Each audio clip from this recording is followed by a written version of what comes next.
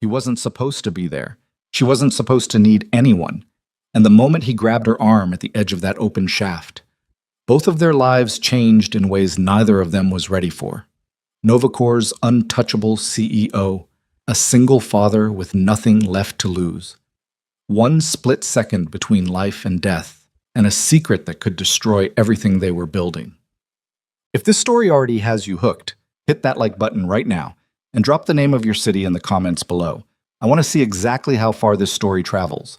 Now settle in, because this one goes all the way. The elevator was a coffin made of steel and glass, and Ethan Walker noticed the problem before the doors even finished opening.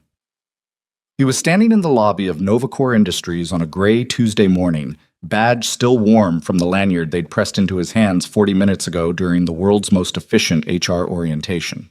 His folder of first-day paperwork was tucked under his arm. His tie, the one Mia had insisted on picking out, navy with a tiny repeating diamond pattern, was slightly too tight because she'd tied it herself, and he hadn't had the heart to fix it.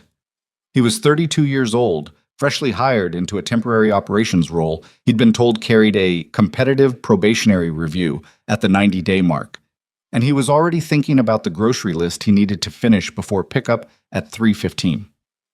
That was when he heard it. Not a crash, not an alarm, just a sound like something mechanical deciding, very quietly, to give up. A low metallic groan from inside the elevator to his left, followed by a brief, almost polite shudder. And then the doors froze halfway open, stuck at a gap just wide enough to reveal what was happening inside. Vanessa Hale's wheelchair had rolled backward. It wasn't far.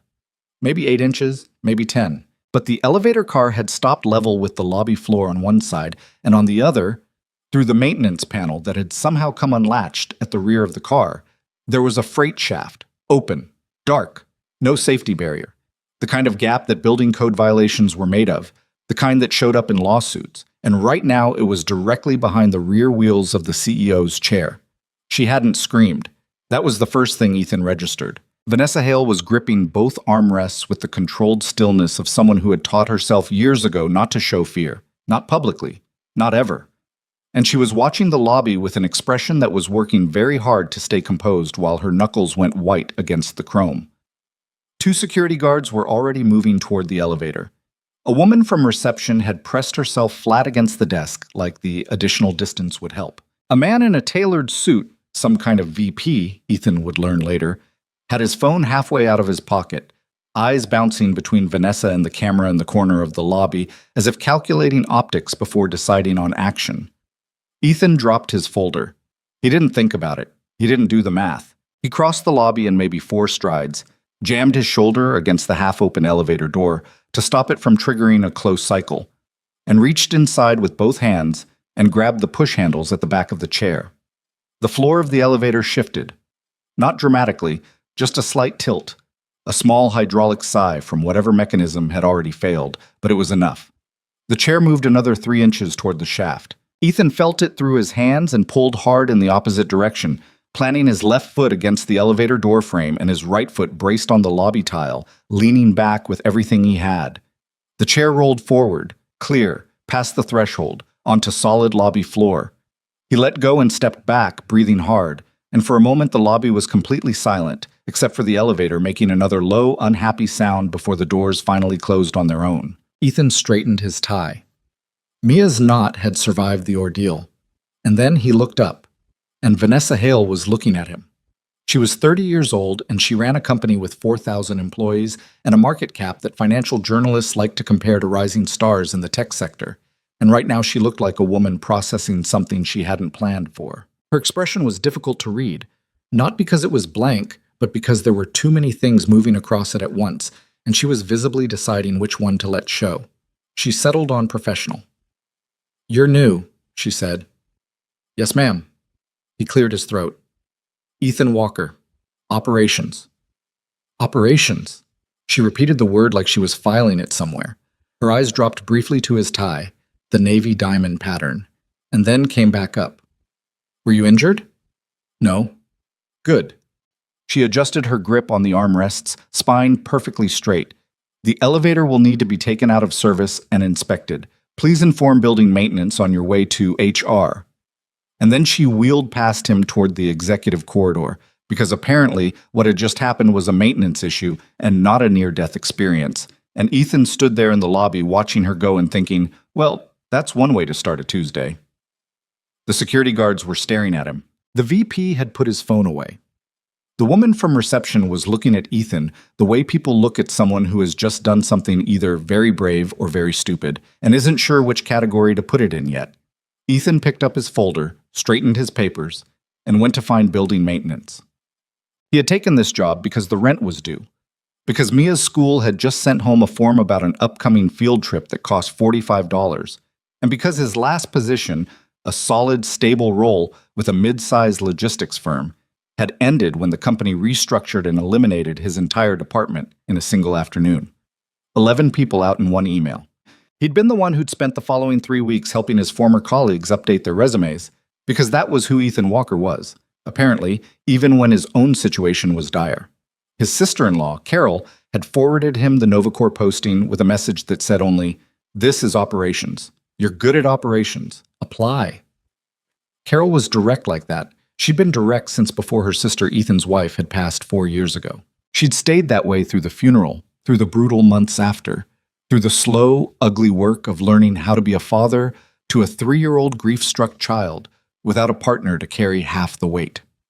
Carol showed up every Thursday for dinner, brought too much food, and never once asked Ethan when he was planning to move on, because she understood, better than most, that moving on wasn't a direction. It was just a story people told so the grief would feel less permanent. He'd applied for the Novacor position on a Sunday night after Mia was asleep, sitting at the kitchen table with a half-finished glass of water and a spreadsheet showing exactly how many weeks he could sustain their current situation before something structural broke. Temporary operations position, competitive salary, 90-day probationary review. He'd thought 90 days. I can do 90 days. He had not anticipated saving the CEO's life on day one. But the orientation debrief was held in a small, glass-walled conference room on the 3rd floor, and the HR coordinator, a brisk, careful woman named Priya, who wore reading glasses on a beaded chain, made a point of saying twice that Ethan should feel proud of his quick reaction without dwelling on it too long, because the company had an internal process for documenting incidents, and the formal report would be handled through the appropriate channels. "What she means," said the man next to Ethan, leaning over slightly and keeping his voice low, "is that nobody talks about anything that makes Ms. Hale look anything other than completely in control." His name was Dennis. He was a mid-level project coordinator who had been at Novacor for 3 years and had the particular brand of institutional knowledge that only comes from having survived 3 rounds of restructuring and 1 hostile board takeover attempt. He was the kind of person who knew where every fire escape was before the alarm went off. "Is she always like that?" Ethan asked. "Like what?" "Like she'd rather file a maintenance report than say thank you." Dennis thought about this. "She says thank you," he said finally. "She just does it in ways that don't look like gratitude from the outside." He paused. "Or maybe she doesn't. I've been here 3 years and I still can't fully tell." After orientation, Ethan found his temporary workstation, a desk in a shared bay on the 4th floor where the operations team occupied a room that smelled like printer ink and someone's aggressive lunch. His desk had a view of a parking structure. He settled in, opened the operations manual they'd given him, and started reading. At 4:45, Priya appeared at his desk with a reassignment notice. Effective tomorrow, Ethan Walker would be working from a desk outside the executive suite on the 14th floor. Direct operational support to the CEO's office. His access badge had already been updated. Parking validation would also be updated, because the executive floor had a different structure and the sticker color mattered, apparently. "Is this a promotion?" he asked. Priya looked at him with the expression of someone who has learned to keep their interpretation of events private. "It's a reassignment," she said. He thought about asking why. Then he thought about the lobby and the chair, and the expression on Vanessa Hale's face when she'd said, "You're new." And he decided that asking why would probably not change the answer, and that he should just go home, make dinner, help Mia finish her science worksheet, and show up to the 14th floor in the morning. "Okay," he said. "What time do I start?" 8 o'clock, Priya said. "She's already there by 7:15. The executive floor of Novacor was a different country, where the rest of the building ran on controlled chaos, overlapping voices, ringing phones, the particular background hum of people trying to look busy when someone senior walked past. The 14th floor operated like a climate-controlled library. The carpet was darker. The lighting was warmer. The air felt somehow more deliberate. Ethan's desk was positioned at the end of a short corridor that angled toward the double doors of the CEO's suite. It was a real desk, substantial and polished, with a monitor already booted up and a keyboard still in its packaging. Whoever had occupied this position before him had left no trace. The desk was a blank slate. He was logged in and working through an operations backlog by 8:04 when the double doors opened and Vanessa Hale wheeled out of her office, turned sharply to avoid a floor lamp that stood too close to the corridor path. It had clearly been moved slightly from its original position, Ethan noticed, to give her more room, and stopped when she saw him. She looked at his desk. She looked at him. She looked at his tie, which today was a dark green with a subtle stripe. Because Mia had said, "This one makes you look important, Daddy," and he'd been powerless to choose otherwise. "Walker," she said. "Good morning." She had a tablet in her lap, a coffee balanced in a cup holder attached to the chair's armrest, and a look on her face that suggested she had made decisions she was entirely at peace with and did not require his opinion on. She was wearing a dark blazer tailored over a cream blouse. Her hair was pulled back cleanly.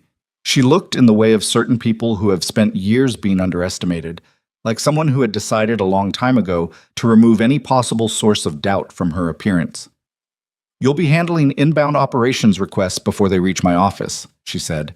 "You'll also coordinate between facilities, IT, and vendor contracts. There's a backlog from the past 2 weeks. My last assistant transferred out." A pause. "You'll find the handoff notes incomplete." "Okay." "There's no okay in this office.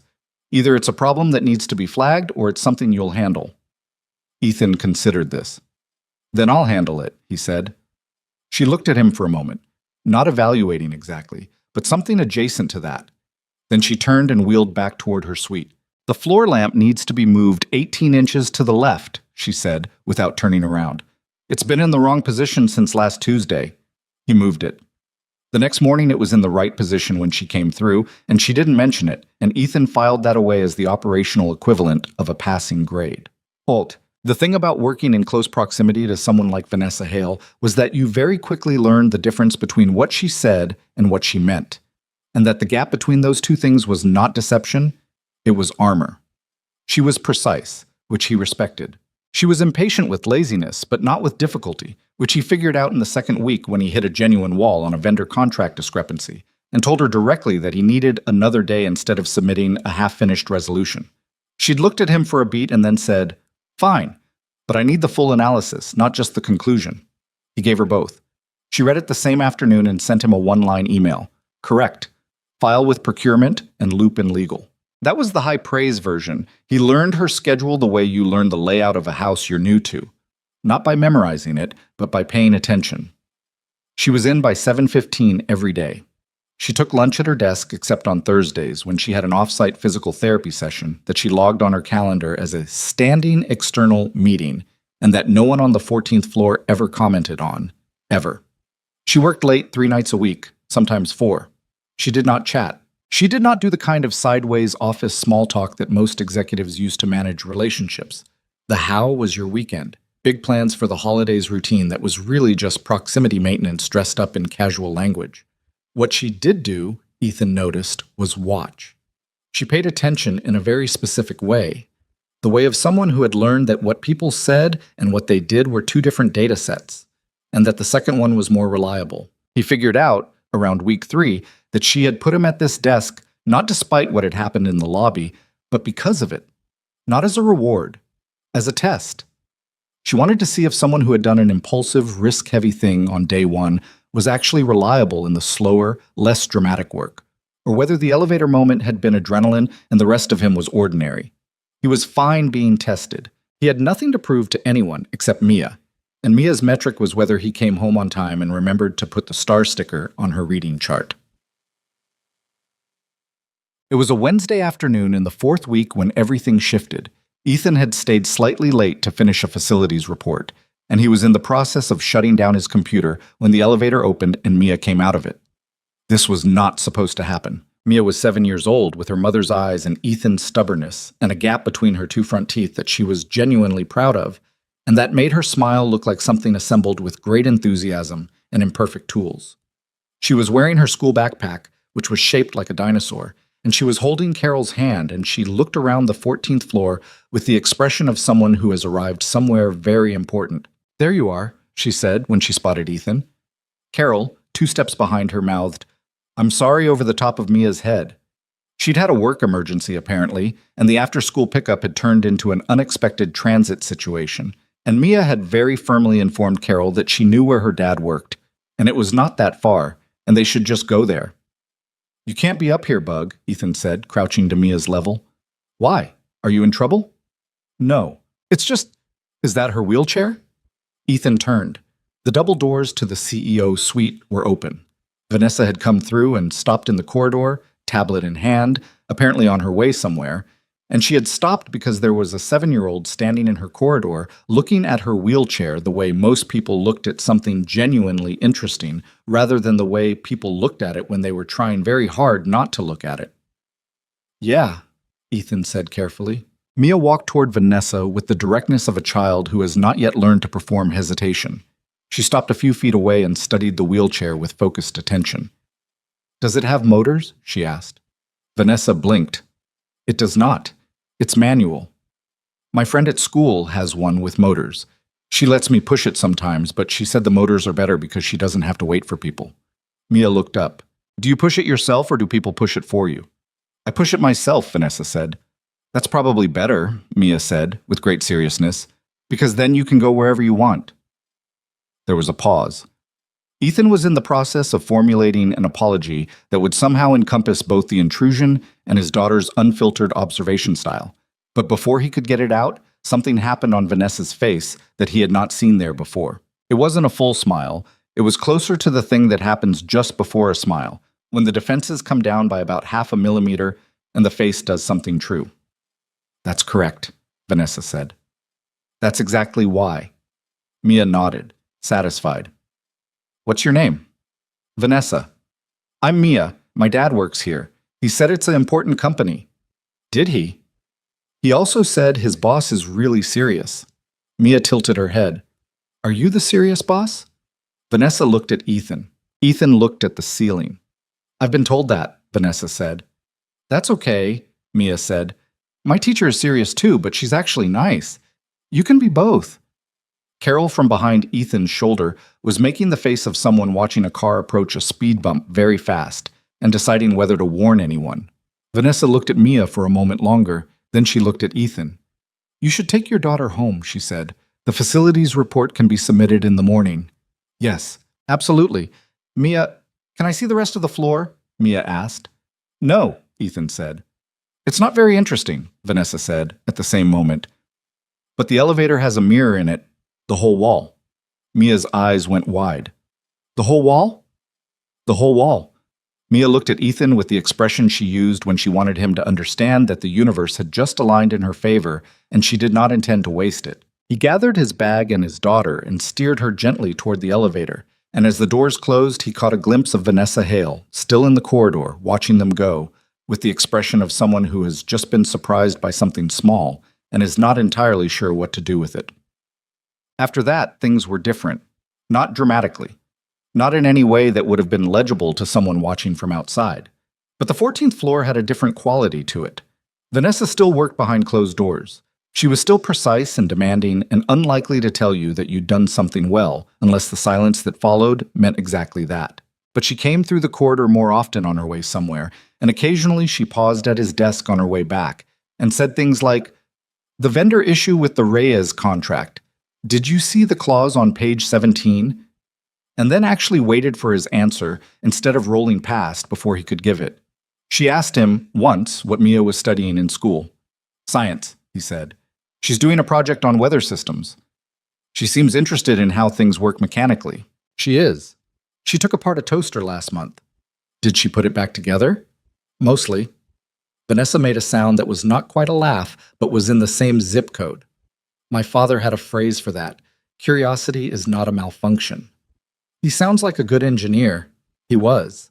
She was already turning back toward her office when she said it, and the past tense came out quiet and settled, the way things do when the grief has been with you long enough to become just a fact. 5 weeks in, Ethan was cross-referencing the operational cost reports with the quarterly procurement logs, because there was a discrepancy in the international vendor line items that didn't make sense, numbers that were too round, too clean, appearing in accounts that had no corresponding operational output. He'd started looking at it because one of the facilities requests had referenced a contract that didn't appear anywhere in the active vendor database, and he'd pulled the financial thread mostly out of habit. By 8 o'clock on a Thursday evening, he had 4 spreadsheets open and a feeling in his stomach that was slow and cold and specific. He thought about the numbers for a long time. He thought about the name on the contracts, shell companies, all of them, cycling through different jurisdictions, all routed through a single approval chain that converged at one signature. Damian Cross, Chief Financial Officer. Ethan printed nothing. He saved nothing to the company's server. He forwarded nothing to anyone. He closed the spreadsheets, shut down his computer, and sat in the quiet of the 14th floor for several minutes thinking about what he had just found, and what it would mean to have found it, and what the right thing to do was, and how badly things could go if the wrong person found out he'd been looking. Then he picked up his bag, went to the elevator, and pressed the button for the lobby. He needed to pick up Mia tomorrow morning, and he needed to be rested and clear-headed, and the information would still be there in the morning, and he'd figure out the next step then. He was almost right about all of that.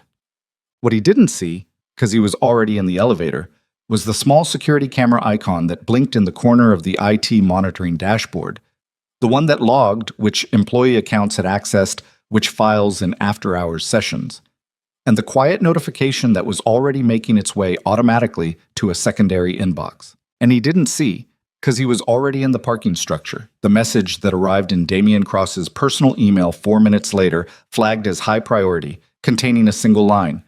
Walker is in the procurement files. Bob. The next morning, Ethan arrived at the 14th floor at 7:58 to find that his desk had been reorganized. This was not unusual. Facilities sometimes did a night cleaning sweep, but the reorganization had the particular quality of someone looking for something rather than straightening up, and the drawer that he kept his legal pad in was not fully closed. He sat down. He opened his computer. He started his day. At 9:15, Vanessa came through the corridor and paused at his desk, which was not the usual rhythm. She had a look on her face that he had begun to learn to read, the compressed quality of someone carrying something they haven't decided to share yet. Walker. Morning. Did you have any issues accessing operational files yesterday evening? He looked at her. No, he said. Why? It flagged an after-hours access pattern on your account. Procurement files, mostly. International vendor contracts. She held his gaze. Anything I should know about? He made the decision in about 3 seconds. Yes, he said, but not here. She looked at him for a long moment. My office, she said. Now. He followed her through the double doors into the office that was larger than it needed to be and sparse in the way of someone who had removed everything unnecessary. And he sat across from her desk in a chair that was positioned lower than hers, which he suspected was deliberate, and he told her what he had found. He told her clearly. He told her without editorializing. He told her the account names, the contract numbers, the pattern in the approval chain. He told her he hadn't forwarded anything or printed anything, and why. And when he was done, he waited. Vanessa was quiet for a long time. Why tell me, she said finally. Because it's the right thing to do. That's not a strategy. No, he said, it's not. She looked at him. And this was different from the other time she'd looked at him. Different from the lobby, different from the corridor. This had a weight to it, like she was measuring something that couldn't be measured from the outside, and she was trying to work out whether the number was what she thought it was. I'll need to verify everything you've described before any formal action, she said. Do not access those files again until I tell you to. Do not discuss this with anyone. And Walker, yeah, if you're right about what you found, she said, and her voice was level and careful, there are people in this building who will move to protect themselves. You need to understand that. I know, he said. She nodded once and turned back to her screen, and the meeting was over. He went back to his desk and spent the rest of the morning finishing the facilities report he'd meant to file the day before, and he thought about Mia's science project, and he thought about the look on Damian Cross's face at the board meeting he'd attended 2 weeks ago, polished and assured, and the specific kind of smooth that meant someone had worked hard to make sure nothing rough ever showed. And he sat with the slow, cold feeling in his stomach and did not let it become panic, because panic was expensive and he couldn't afford the overhead. The day moved forward the way days do. The building hummed, the phones rang. On the 14th floor, behind the double doors of the executive suite, Vanessa Hale was doing something that looked like regular work and was actually something else entirely. Something urgent and quiet and invisible. And down the hall in his office with the view of the city, Damian Cross was doing something very similar. And in between them, at the desk in the corridor with the tie that was slightly too formal for the position and the drawer that didn't quite close right, Ethan Walker answered emails and flagged a maintenance request and waited. Outside the window, the city moved through its ordinary afternoon, indifferent and enormous, full of people who did not yet know what was coming. The drawer that didn't close right bothered Ethan for 3 days before he stopped noticing it. That was the thing about working in a state of low-grade alertness. You adjusted. You recalibrated what counted as normal until the thing that had once felt like a warning sign became just part of the landscape, the way a strange sound in an old house eventually becomes background noise instead of something to investigate. He went through that week answering emails, coordinating facilities requests, managing the backlog of vendor communications that had accumulated before his arrival, and he did all of it with the particular focused steadiness of a man who understood that visible anxiety was a liability he couldn't afford. Vanessa said nothing more about the procurement files. She gave no indication, in the corridor or in the brief operational check-ins that had become their morning rhythm, that anything had changed. She was the same, precise, contained, unlikely to waste a word she didn't mean. But Ethan was paying closer attention now, and he noticed that she had started closing her office door during calls that would previously have been conducted with it halfway open. He noticed that she had a brief, quiet exchange with the head of internal security one afternoon that ended with the security director nodding once, tightly, and leaving without the usual small talk. He noticed that a consultant he didn't recognize appeared on the 14th floor for 40 minutes on a Friday afternoon, carrying a laptop and a visitor badge and leaving without stopping at anyone else's desk. He didn't ask. She hadn't told him to stay out of it, but she also hadn't invited him in, and he understood the distinction. He'd handed her the thread. What she did with it was her call. What he focused on instead was the work, the actual operational work, which was more substantial than his title suggested. NovaCore ran on complexity. 4,000 employees across 7 divisions, domestic and international vendor networks, a facilities infrastructure that had been underfunded for 2 fiscal years and was now catching up with itself in the form of a constant stream of small emergencies. His predecessor had apparently managed by triage alone, letting things sit until they became urgent enough to address. Ethan worked differently. He liked the quieter version of the problem, the one that hadn't become a crisis yet, the one you could solve without theater. He'd also started keeping a second set of notes, not on the company system. A small legal pad, the kind he kept in his jacket pocket, where he wrote down things that didn't have anywhere official to go yet. Account names, dates, contract numbers he'd memorized rather than saved. He didn't know exactly what he was building toward. He just knew that the right thing, sometimes, was to keep a record even when you didn't know yet what the record was for. Mia came back to the office twice more, both times with Carol, both times because the afternoon schedule had gone sideways in the way that single-parent afternoon schedules had a habit of doing.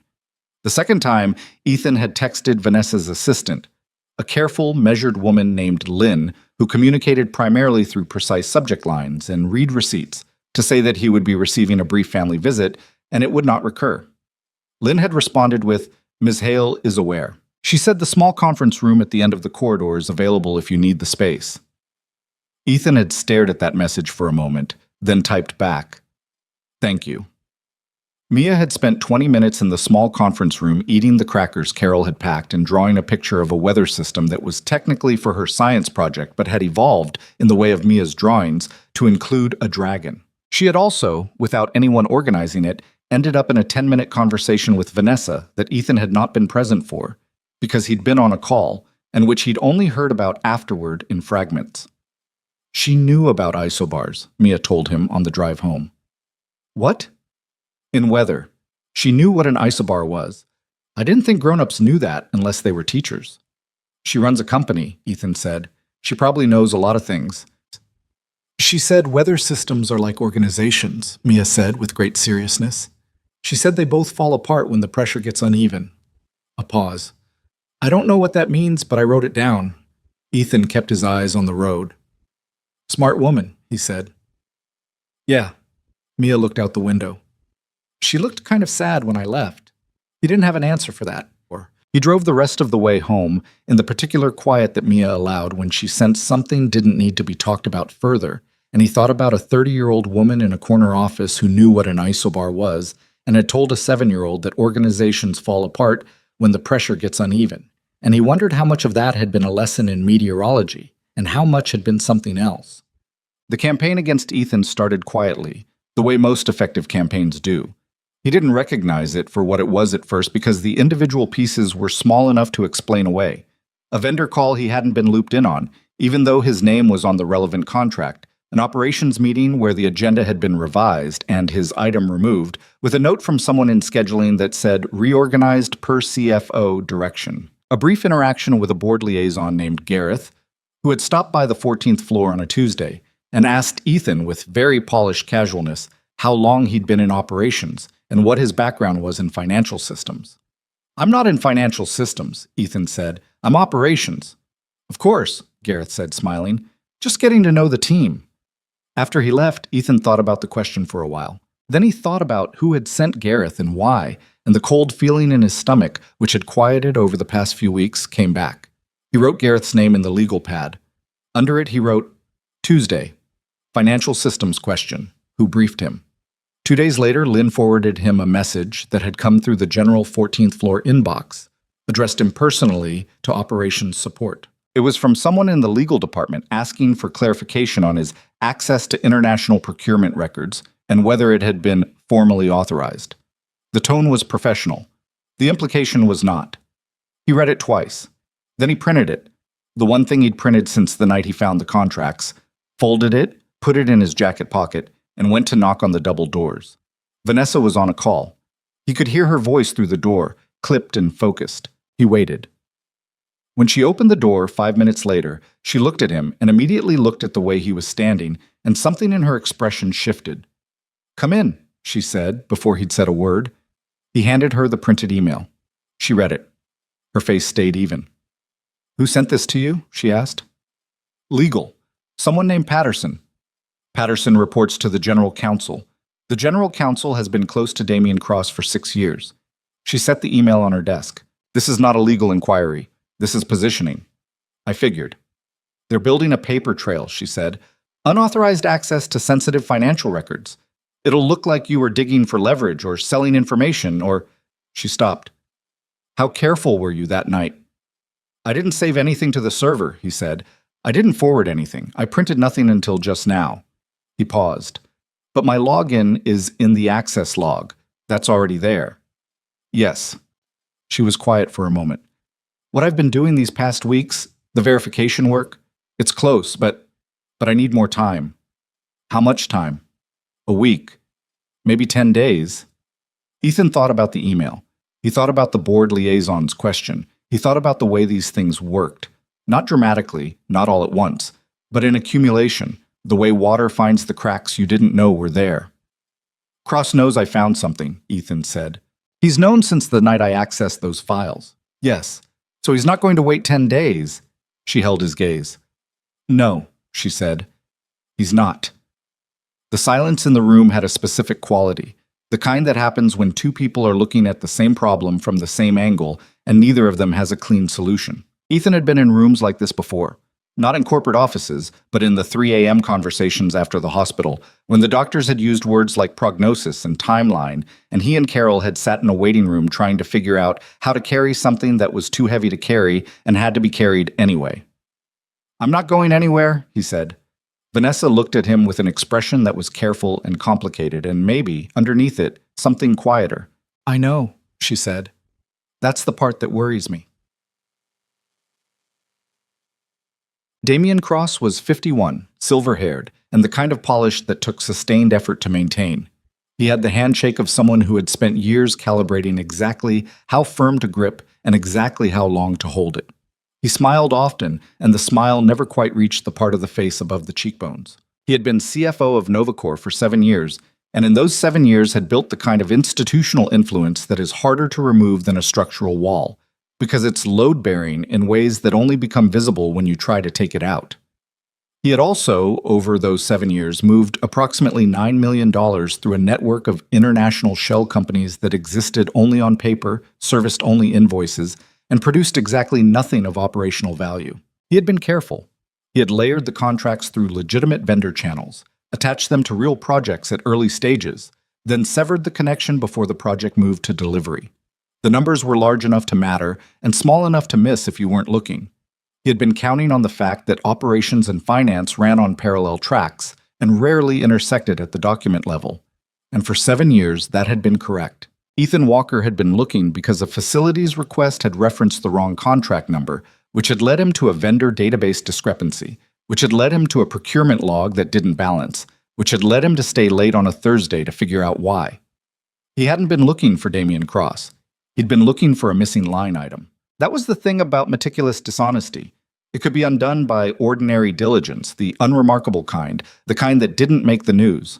What Damian understood very quickly was that the threat wasn't just Ethan's discovery. The threat was Ethan's proximity to Vanessa, and more specifically the fact that Vanessa appeared to trust him. That was the variable Damian hadn't accounted for. He had expected Vanessa's habitual distance to function as a firewall. She didn't trust people easily. She never had. And a temporary operations hire in a probationary position was exactly the kind of person she would have managed with professional coolness and no deeper investment. It had been true for everyone else who'd sat at that desk. Somehow, it had not been true for this one. He had watched it happen over 6 weeks with the particular attention of someone who monitors threats for a living. The way the corridor conversations lengthened, the way she mentioned Walker in board prep meetings, not prominently, but in the casual way of someone who has absorbed a person into their operational thinking. The way the small conference room had been made available to a man whose daughter had shown up twice with crackers and a dinosaur backpack. Damian had been building his case before Ethan had even finished printing that email, and when Gareth came back to him and reported that Walker's response had been flat and unrevealing, Damian had understood that the man was smarter than average and more careful than he'd hoped, and that the next step needed to be structural rather than interpersonal. He had a contact in IT security, not a contact in the formal sense, a person whose performance review 3 years ago had gone a certain way because of a certain recommendation, and who understood the nature of that kind of debt without it ever needing to be articulated directly. 2 conversations.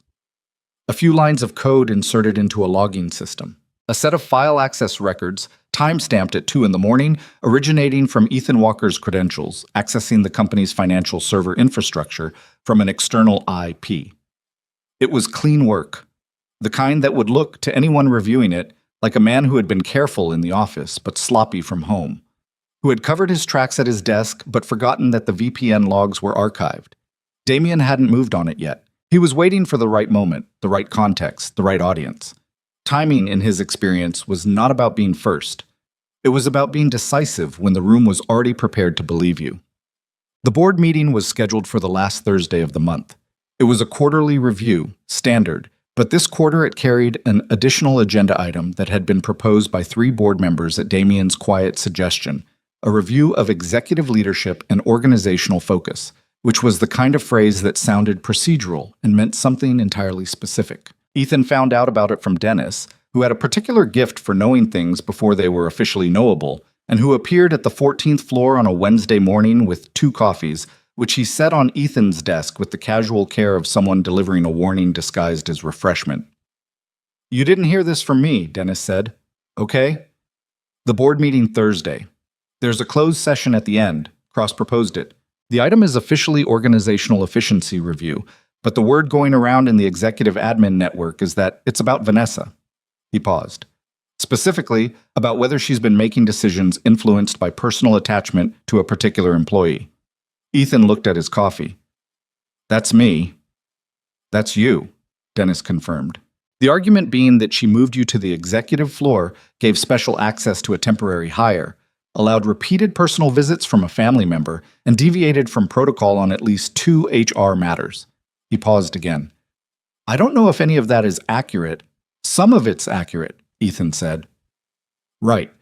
Dennis picked up his own coffee. The thing is, it doesn't need to be the whole story. It just needs to be enough to plant a question mark in the right people's minds. That's how Cross works. He doesn't make accusations, he asks questions. After Dennis left, Ethan sat at his desk for a long time without touching his computer. He thought about what it meant for someone to build a case not by lying, but by selecting. To arrange true things in an order that made them mean something they didn't mean. He thought about how Vanessa would be presented in that closed session. Not as herself, but as a version of herself shaped by a narrative she hadn't been invited to respond to. A woman who had let sentiment cloud her judgment. A leader who had compromised operational integrity for personal reasons. He thought about the fact that what Damian Cross was describing, the proximity, the small adjustments, the access, was real. That was the part that made it effective. It was real, and it could be read two ways, and Damian had chosen the reading that served his purpose. He knocked on the double doors before 10. This time Vanessa was at her desk, working, and she looked up without the usual composure-first assessment. She'd been expecting him, he realized, or something like him. "You know about Thursday," he said. "Yes." "It's him." "Yes." He sat down in the chair across from her desk. "What do you want to do?" She looked at him with the expression of someone who has been in this position before. Not this exact one, but the shape of it, the particular geometry of being outmaneuvered by someone who had been planning longer than you'd known the game was being played. She had that look around her eyes of someone who was tired in a way that sleep didn't fix. The kind of tired that came from spending years being twice as prepared as everyone else in the room just to be considered half as capable. "I want to finish the verification," she said. "I have 2 more contract chains to trace.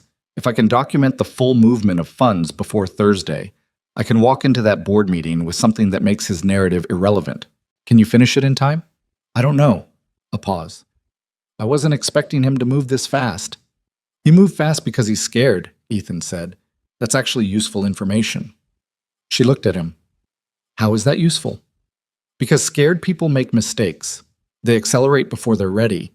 They use tools that leave traces." He paused. "The IT thing. The access logs he flagged through Patterson. Those came from somewhere. Someone helped him generate that. Real access logs don't look like that. I know what my own session data looks like, and the timestamps he's building a case around don't match my schedule." She was very still. "You think he fabricated the digital evidence?" "I think he had someone do it for him, which means there's a seam in it somewhere. There always is." He leaned forward slightly. "If I'm right, and if we can find it before Thursday, you don't just clear my name. You show the board exactly what kind of CFO they've been trusting with their financials for 7 years." The room was quiet. Outside the window, the city moved through its ordinary Wednesday, and neither of them spoke for a moment. "Walker," she said finally. "Yeah.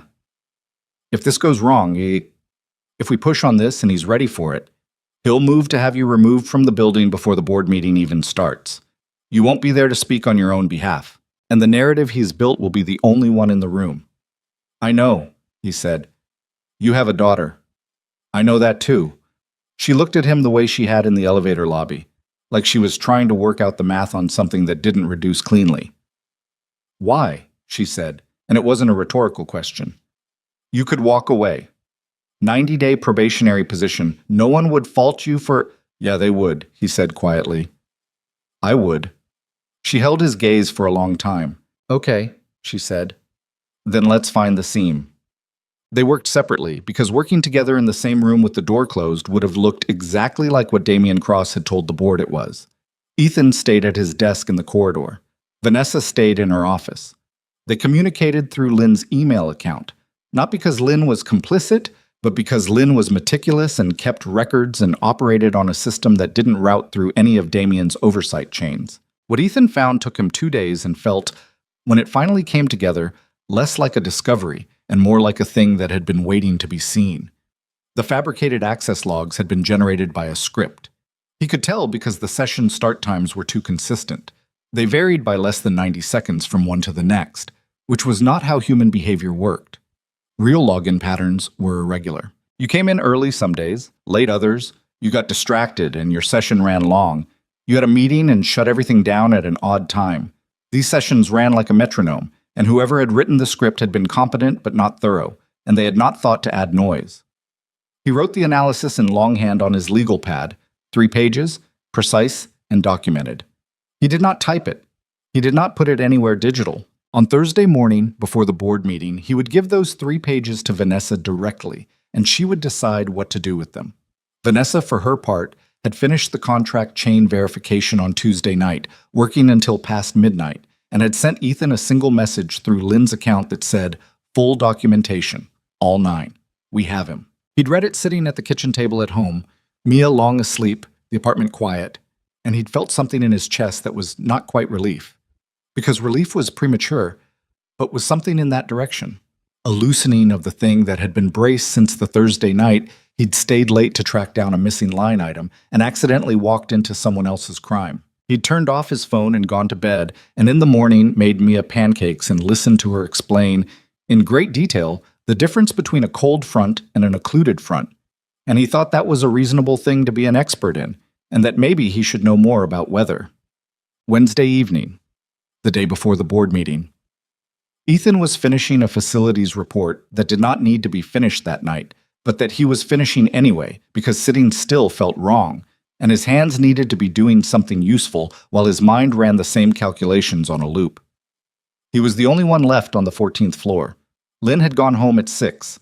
The other support staff had trickled out by 7. The building settled into its after-hours quiet, which was a different kind of quiet than daytime, deeper, less populated, full of small mechanical sounds that the presence of people usually covered.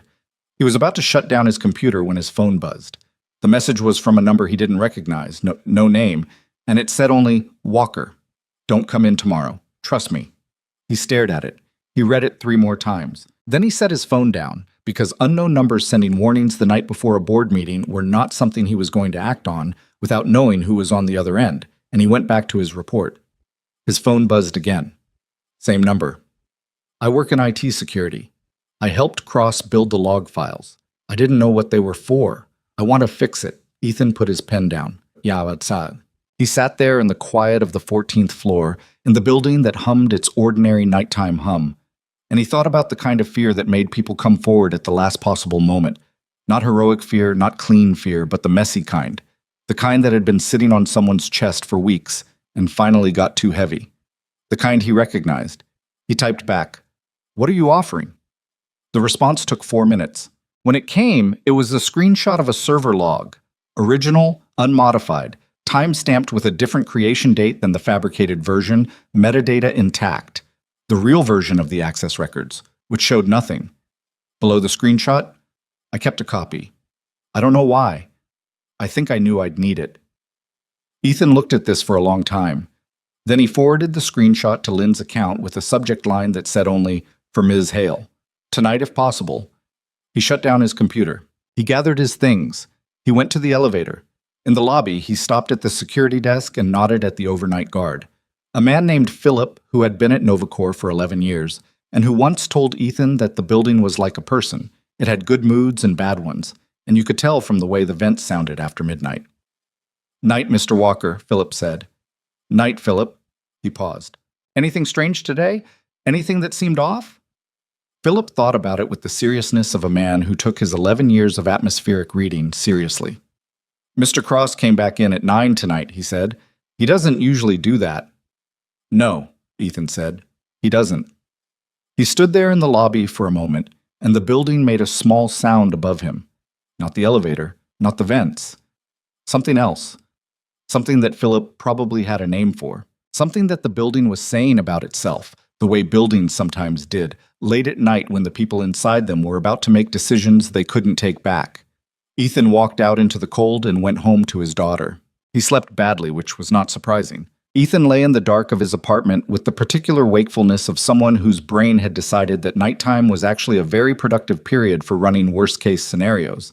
And he stared at the ceiling and thought about Philip's 11 years of atmospheric reading, and about Damian Cross returning to the building at 9 o'clock on a Wednesday night, and about the anonymous IT contact who had kept a copy of something incriminating for reasons they themselves couldn't fully explain. He thought about Mia, asleep in the next room with the nightlight shaped like a crescent moon, that she'd had since she was 3, and refused to give up, even though she told her friends at school she was too old for nightlights. He thought about what it would mean for her if this went wrong. Not catastrophically wrong, not the kind of wrong that showed up in news cycles, but the quieter kind. The kind where a man loses a job under a cloud and the cloud follows him to the next application, and the one after that. And the temporary becomes permanent in all the worst ways. Then he thought about walking away, the way Vanessa had suggested he could. 90-day probationary position. No one would fault you. He'd meant what he said. He would fault himself. And that was the end of the calculation. He was up by 5:30. He made coffee, packed Mia's lunch, and sat at the kitchen table going over the 3 pages of handwritten analysis for what was probably the 4th time, checking his logic the way you check a knot before putting weight on a rope. It held. The seam in the fabricated logs was real. It was documented, and the screenshot from the anonymous IT source, which Vanessa had confirmed receiving via a message from Lynn at 11:14 the previous night that said only Ms. Hale has reviewed and is preparing accordingly, added a second layer of verification that Damian Cross had not been planning for. Carol arrived at 7 to take Mia to school. She came in, looked at Ethan's face, looked at the coffee, and said, "How bad?" "Board meeting today?" he said. "Could go either way." She poured herself a cup without being invited, which was her way of saying she was staying for a few minutes, whether he wanted company or not. "You want me to keep Mia tonight, in case it runs late?" "Yeah, if you don't mind." "I don't mind." She drank her coffee. "You know what I think about this job? You think I should have applied somewhere with less drama. I think you applied somewhere that needed exactly the kind of person you are and didn't fully understand what that meant until it was too late to rearrange the furniture." She set down her cup. "Just come home in one piece." Mia appeared in the kitchen doorway, still in her pajamas, hair spectacular with sleep, holding the crescent moon nightlight like she'd carried it out by accident. She looked at Ethan, then at Carol, then at the general atmosphere of the kitchen, which even a 7-year-old could read. "Is it a hard day?" she asked. "Might be," he said, "but I'll pick you up from Carol's tonight, okay?" She considered this with the gravity of someone taking a commitment seriously. Then she put the nightlight on the counter, walked over, and hugged him around the middle with her whole body, the way she'd done since she was small enough to wrap both arms all the way around. He held her for a moment longer than necessary. "Okay," she said. "Don't be late." "I'll try." She went back to her room to get dressed, and the kitchen was quiet, and Ethan finished his coffee and picked up his legal pad and went to work. He arrived on the 14th floor at 7:48 to find it already occupied, not by people, by absence. The kind of absence that tells you something happened recently in the way a room still holds the quality of the last event it hosted.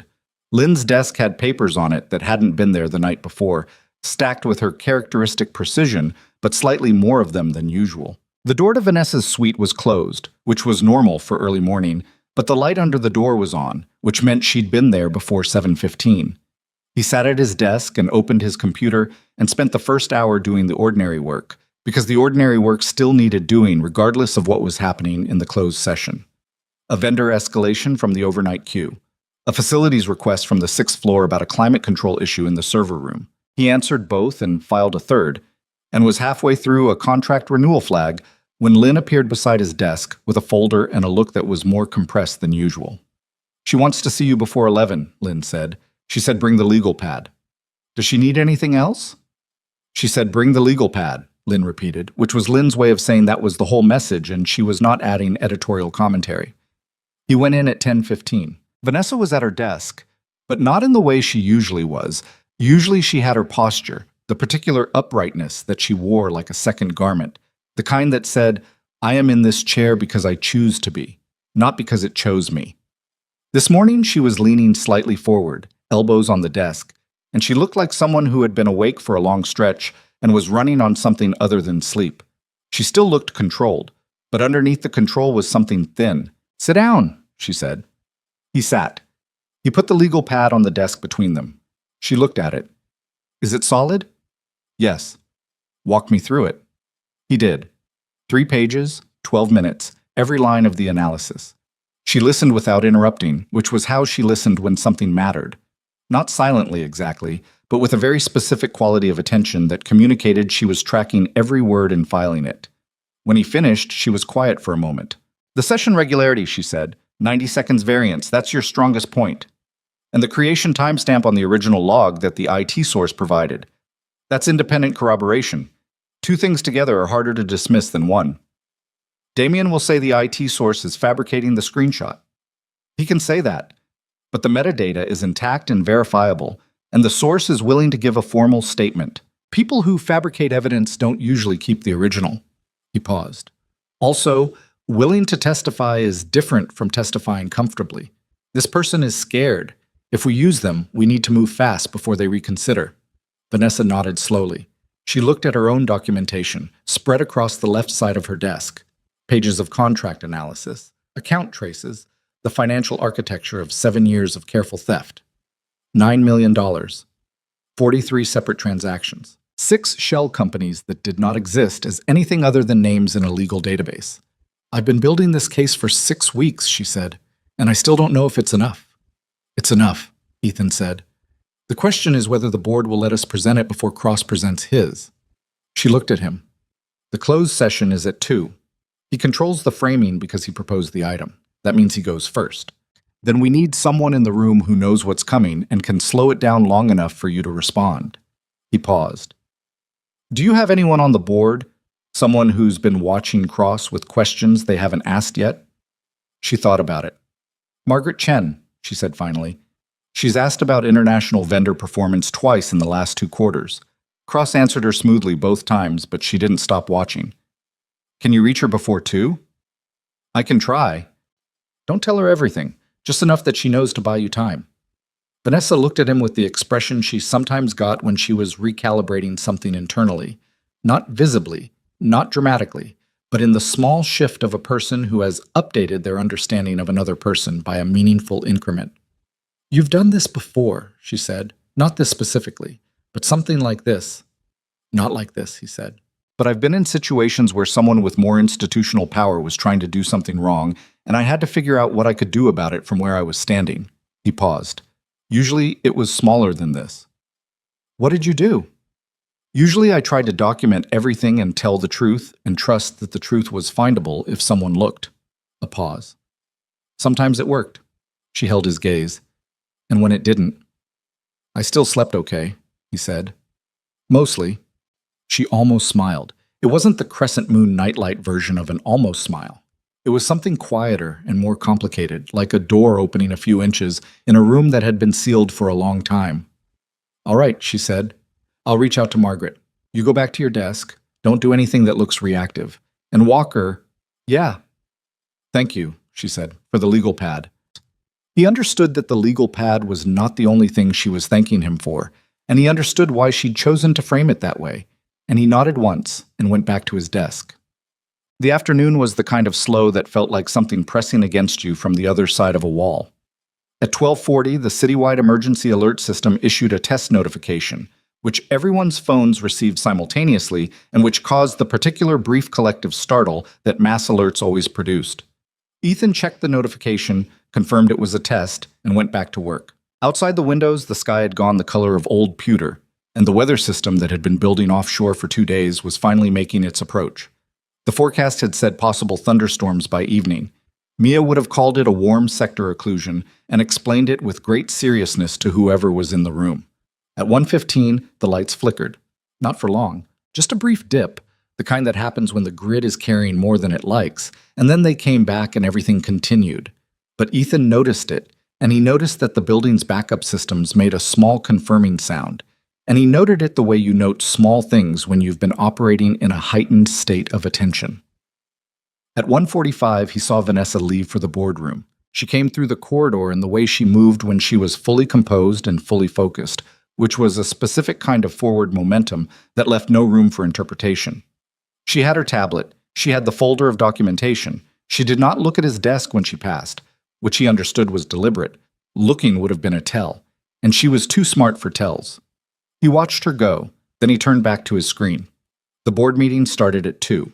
He had no way of knowing what was happening in that room. He had no access to it, no proxy inside it, no feed. He had done what he could do from where he was standing, and the rest was not in his hands, and he understood that intellectually. He was still staring at the same vendor escalation email at 2:47 when every light in the building went out. Not a flicker this time. A full, complete, instantaneous blackout. The kind where one moment there is light and sound and the low, constant electrical presence of a functioning building, and the next moment, there is nothing. The emergency lighting kicked in after about 8 seconds, red-edged and directional, casting the 14th floor in the particular flat illumination of crisis protocols. The computer screens were dark. The elevators, Ethan knew immediately, were locked. The building's intercom system made a single clipped tone and then went silent. He stood up. He went to the window.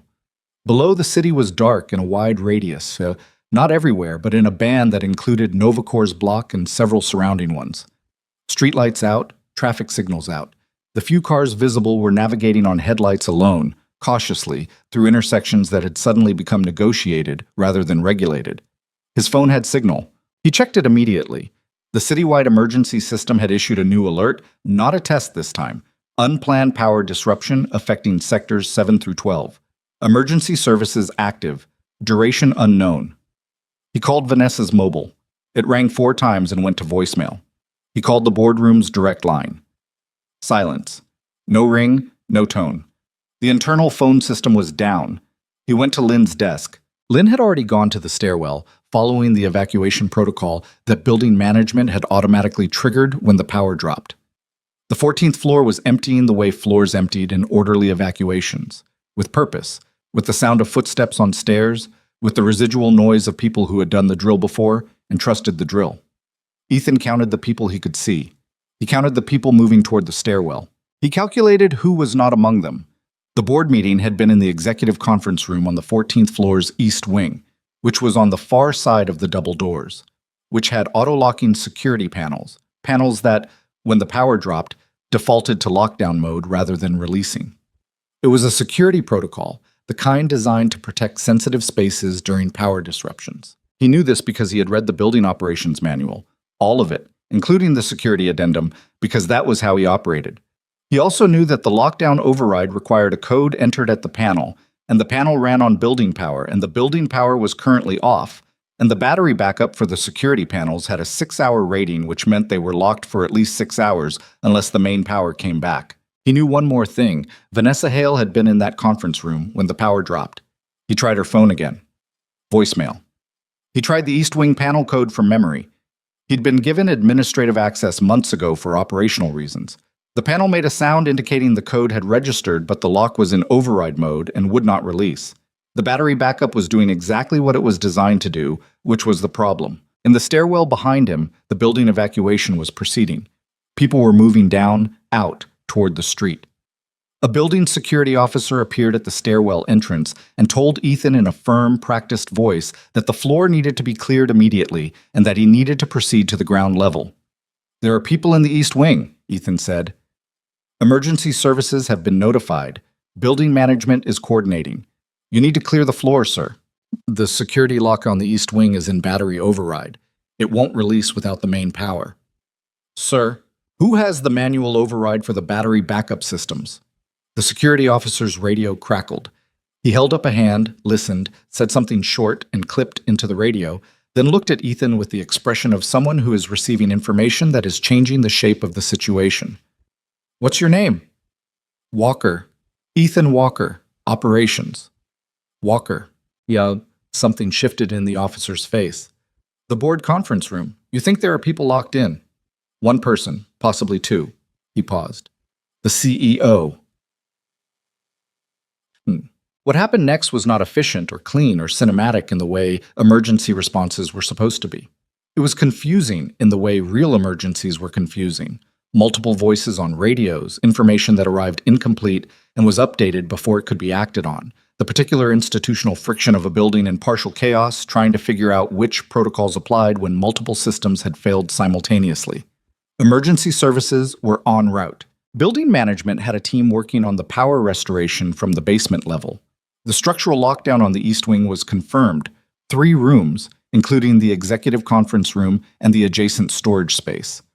Occupancy was unknown because the personnel tracking system ran on the same power grid. Ethan found the building's facilities manager, a man named Rogers, who had been at Novacor for 14 years and who kept a laminated copy of every building system diagram in a folder in his office, which he was currently carrying under his arm in the stairwell because that was apparently what you did after 14 years.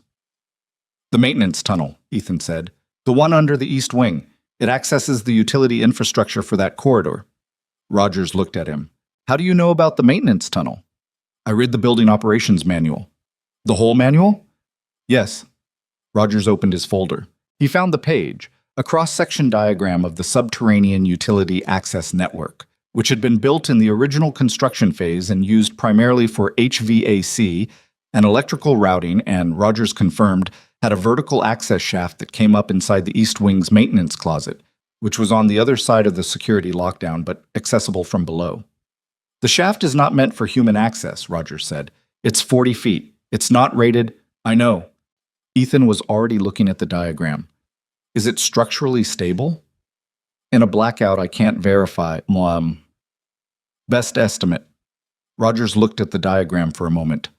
The main structure is reinforced concrete. It should be fine. The utility runs inside it are what I can't verify. He paused. There's also a ventilation fan in the shaft that might or might not be running on backup power. Where's the access hatch? Rogers hesitated. He was a man in a genuinely difficult position. The position of someone who knew that saying yes was a liability and saying no was also a liability, and that the person asking him was not going to be deterred by either answer, and that somewhere on the other side of the locked east wing there was a person who might need help. He pointed to the diagram. Basement level 2. Maintenance corridor C. The hatch is behind the secondary electrical panel. Basement level 2 smelled like concrete and old metal and the particular smell of machinery that has been running for years without stopping. The emergency lighting down here was even more minimal than upstairs. Single red strips at floor level, just enough to move by, not enough to see clearly. Ethan had his phone flashlight and the page from Rogers's diagram that Rogers had torn out and handed to him without a word before Ethan had turned and gone to the stairwell. The maintenance corridor was narrow, shoulder width, maybe slightly less.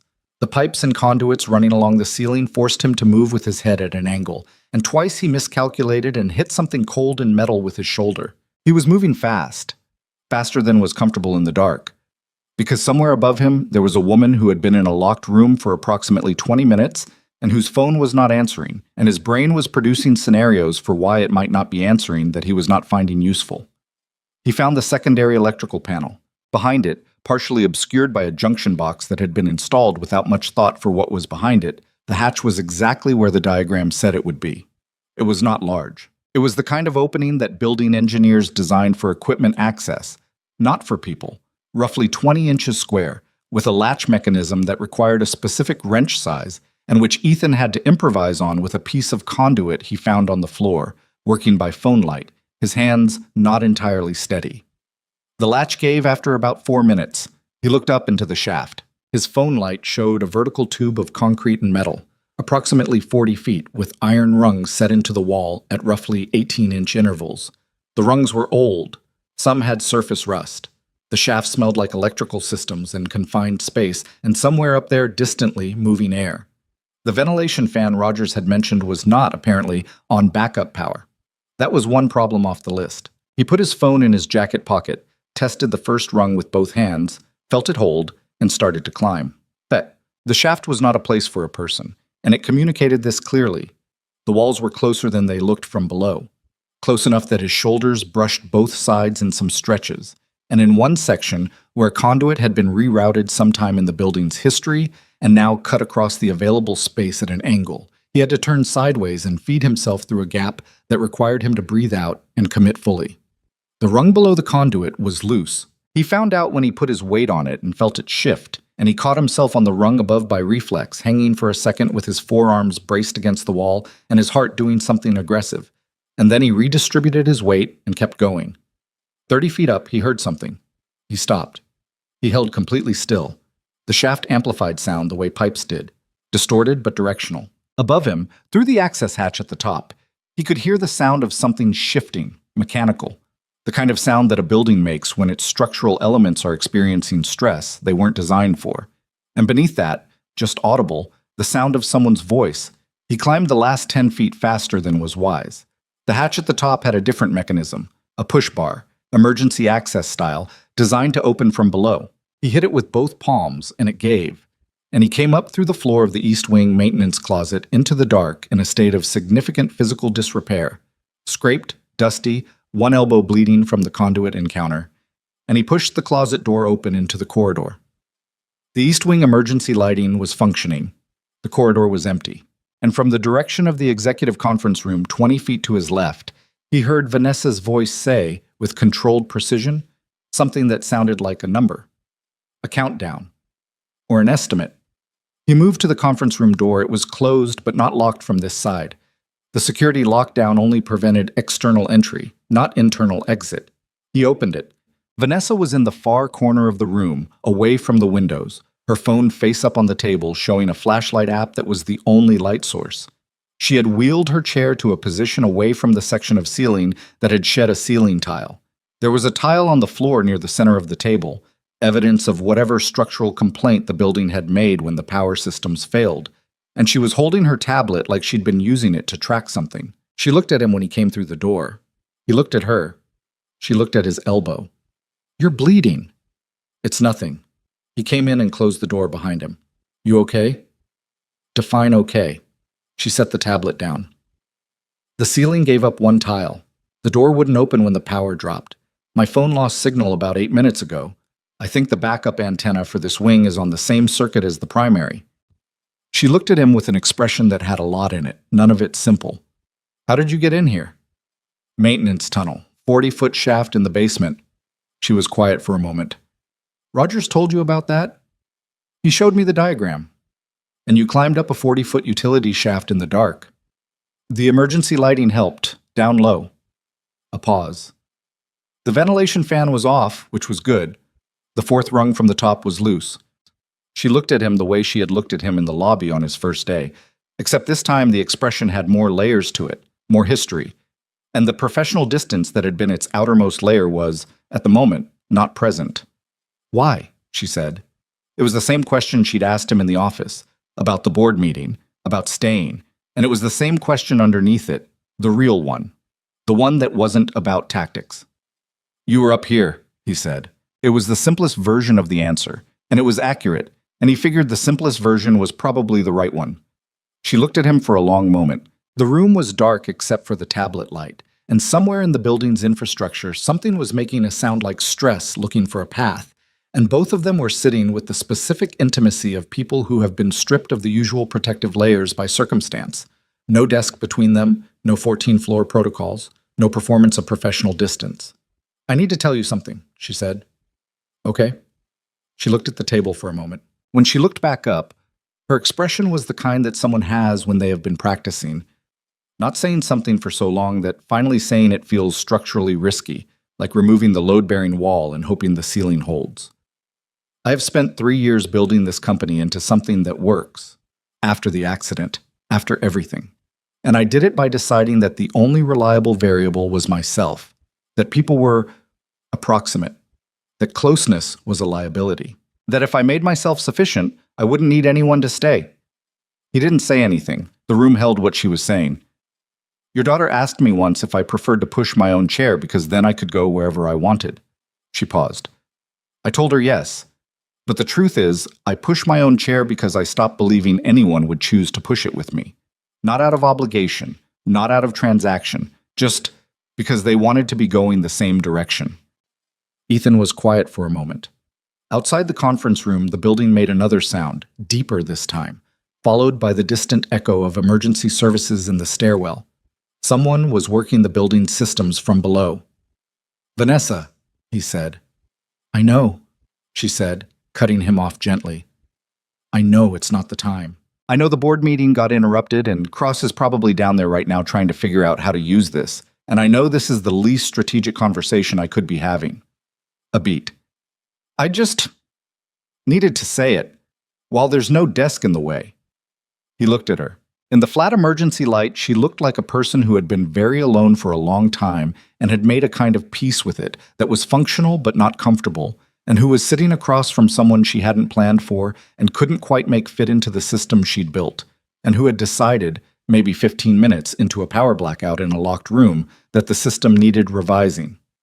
"Real strength," he said quietly, "isn't measured by whether someone can walk." She looked at him sharply. "It's measured by loyalty," he said. "That's not a strategy. It's just true." She held his gaze for a long time. The tablet light was steady between them. Somewhere below, the building's emergency systems were coming back online, piece by piece, the way things that have been broken work their way back. Not all at once, and not without effort, but directionally. Forward. The board meeting, she said. It'll reconvene, he said. We have everything we need. Cross will have used the disruption. Probably, but we have the documentation, and we have the IT source, and we have the fabricated log analysis. And now we have the context of whatever he did to trigger this blackout. He paused and looked at her steadily. Because I don't think a citywide grid failure on the night before your board meeting is a coincidence. Her eyes changed. Not surprise exactly. More like the confirmation of a thing she had already suspected, but hadn't let herself say. The emergency systems, she said slowly. He was in the building at 9 last night, Ethan said. Philip told me. Cross never comes back at 9. She was quiet, and then she made a sound that was short and controlled, and carried in it the compressed quality of someone who has just understood the full architecture of what was done to them. He tried to trap me, she said. He needed me out of the boardroom. He needed the meeting to be disrupted before I could respond to his presentation. And he needed it to look like infrastructure failure, Ethan said, not sabotage. But if the security footage from the basement level is on backup, it is, he said. Rogers mentioned it. The backup servers are on a separate circuit. The building shuddered again, and then, with the particular abruptness of systems that fail and recover in a binary way, the lights came on. Not all of them, not at full strength. But the main power was back, partial, cycling up, and the overhead lights in the conference room kicked on at half brightness, and the security panel on the door beeped once, processing, and then the lock released with a clean mechanical sound. Ethan stood up. Vanessa put her hands on her wheels and looked at the door. And then she looked at him, and her expression was the most open he had ever seen it. Not unguarded, exactly, because she was not a person who did unguarded, but honest in a way that honest people were when they had decided to stop performing the alternative. Walker, she said. Yeah. When this is over. She let the sentence complete itself in the space between them, which was a specific kind of communication that required two people who were paying attention, and they were both paying attention. Yeah, he said again quietly. He went to the door and opened it, and the corridor was there, and the emergency lighting was supplemented now by the returning main power. And somewhere below them the building was reassembling itself from its failure, and there were things that still had to be done.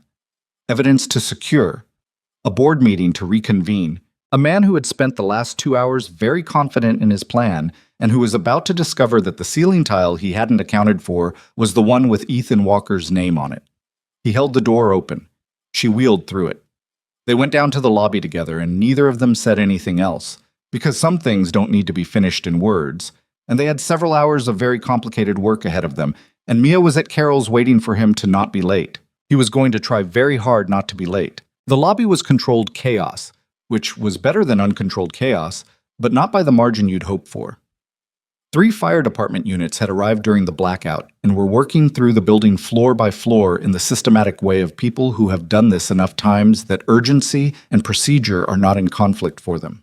A police unit was managing the street perimeter. Building management had set up a coordination point near the security desk where Rogers was standing with his laminated folder, fielding questions from 2 different emergency responders simultaneously with the focused calm of a man who had been through 14 years of building emergencies and had developed a personal philosophy about them. Ethan and Vanessa came out of the stairwell into this, and for a moment the lobby absorbed them into its chaos without fanfare. Just 2 more people emerging from a stairwell in a building that was working through a power disruption. Then a firefighter doing a head count registered Vanessa, cross-referenced something on a clipboard, and said something into his radio, and 3 seconds later the quality of the room shifted as people realized the person they'd been trying to locate was standing in front of them.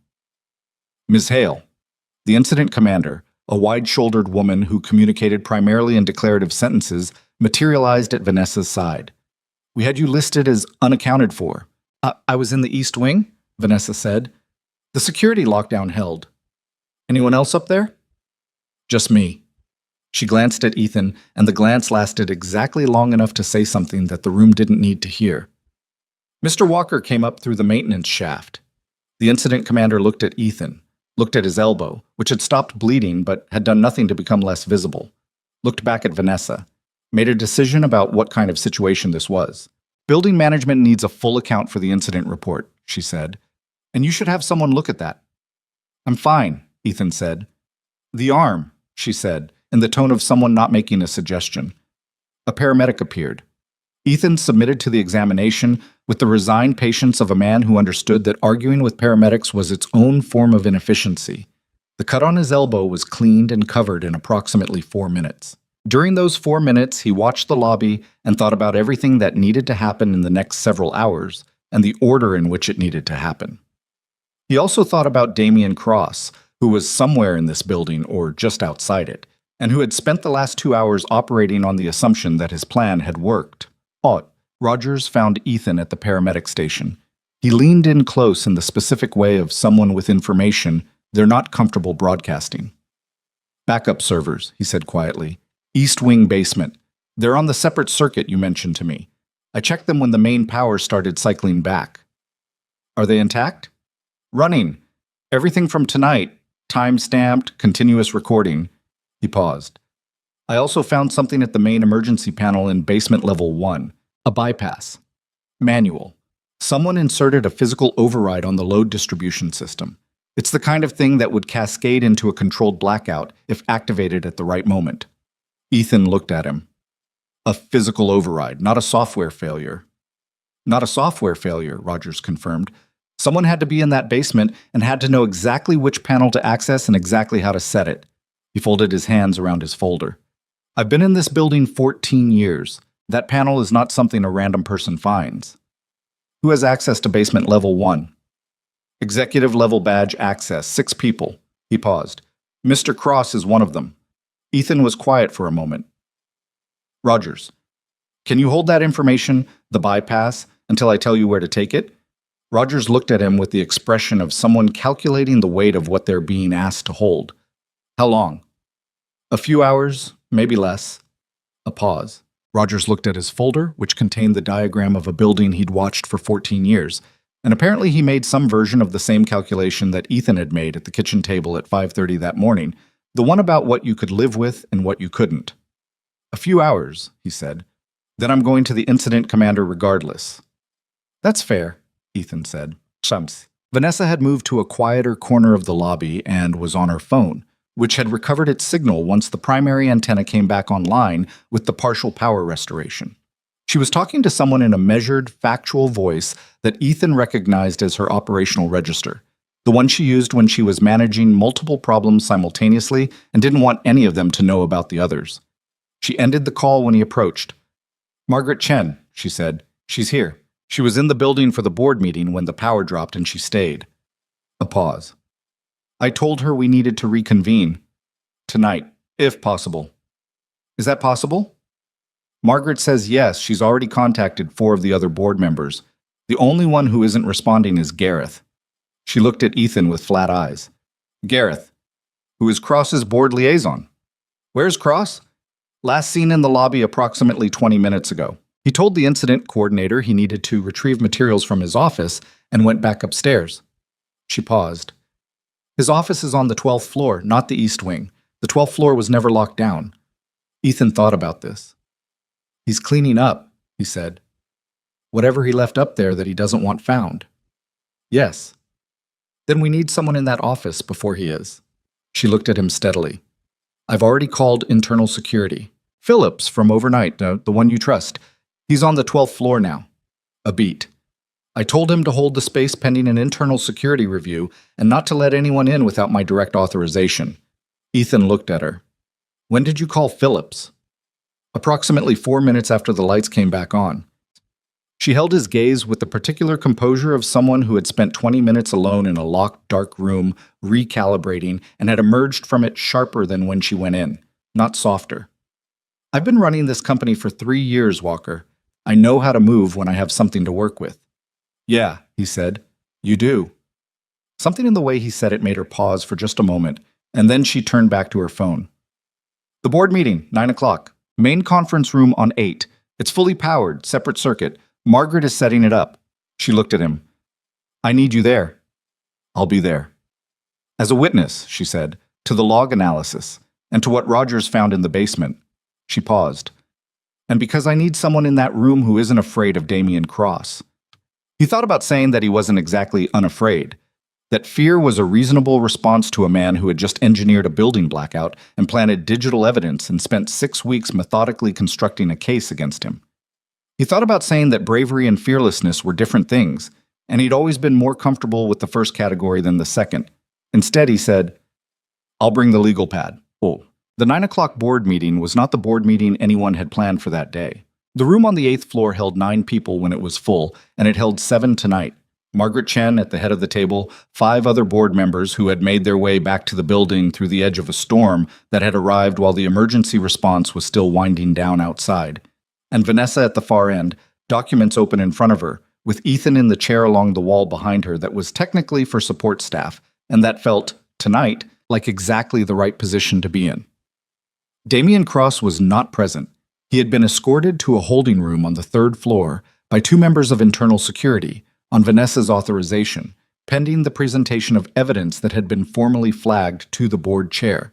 Margaret, as it happened, who had been waiting for a reason to ask the question she'd been asking since the second quarter, 40 minutes earlier. He had not gone quietly. There had been raised voices on the 12th floor that Phillips had documented. There had been a phone call to the general counsel that had been intercepted by IT security, the same IT security team whose cooperation Vanessa had been quietly building for 3 weeks, and logged.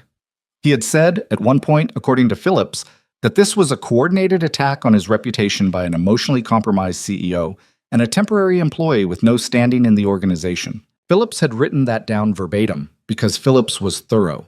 The board meeting began at 9:14 because 2 board members arrived late from the street and needed a few minutes to decompress from the evening. Margaret ran it the way she ran everything, according to Dennis, who had been at Novacor long enough to have attended several Margaret Chen-chaired meetings, and who had described her to Ethan once as the kind of person who treats information like a surgeon treats an instrument, picks up exactly what she needs, and puts down exactly what she doesn't. "We're here because the day's events require a full account," Margaret said, "and because several matters have been brought to the board's attention that were already pending before tonight added its own complications."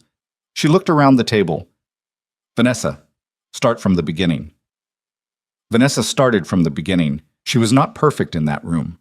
That was the thing that Ethan noticed, and that he thought later mattered more than almost anything else. She did not deliver a polished presentation. She stumbled once early on when she was describing the first week of the investigation, and she said something about trust and then stopped and restarted the sentence in a different direction, and the room waited, and she continued. She lost her page once in the financial documentation and had to spend 30 seconds finding the right contract chain while 5 board members watched. She was not invincible. She did not pretend to be. What she was honest, and she had the receipts. She walked them through the contract architecture. 43 transactions, 6 shell companies, $9 million over 7 years. The entire infrastructure of it laid out in documents that had been prepared with the specificity of someone who understood that the difference between an accusation and a case was precision. She walked them through the fabricated log files, Ethan's handwritten analysis, presented and explained, the 90-second session variants, the metadata contradictions, the independent verification from the IT source, whose written statement had been notarized that afternoon by a legal contact Vanessa had reached during the 2 hours while the building was still sorting itself out. She walked them through the physical bypass Rogers had found in basement level 1, the executive badge access record showing Cross's entry to the building at 9 o'clock the previous evening, and again at 11:30, the security footage from the backup servers showing a figure in the basement corridor at 11:47. The footage was not perfect, the angle was partial, the figure was not visible from the front, but the badge access log and the footage timestamp were the same, and the figure moved with the particular purposeful directness of someone who knew where they were going, and the specific panel they stopped at was the panel with the manually inserted bypass, and after 7 seconds at the panel, the figure walked away and the bypass was in place. Margaret looked at the footage for a long time after it played. Then she looked at the board. Then she looked at Vanessa. "The board needs to discuss this," she said. "We'll take a short recess." Vanessa looked at her steadily. "I'd like to say one more thing before you do." Margaret nodded. Vanessa set down her tablet. She folded her hands on the table in front of her, and she looked at the people around it, some of whom she had been working with for 3 years, some of whom had voted to give her the CEO position, and some of whom had been skeptical of that vote. some of whom had been in Damian Cross's orbit long enough to have a complicated relationship with this evening.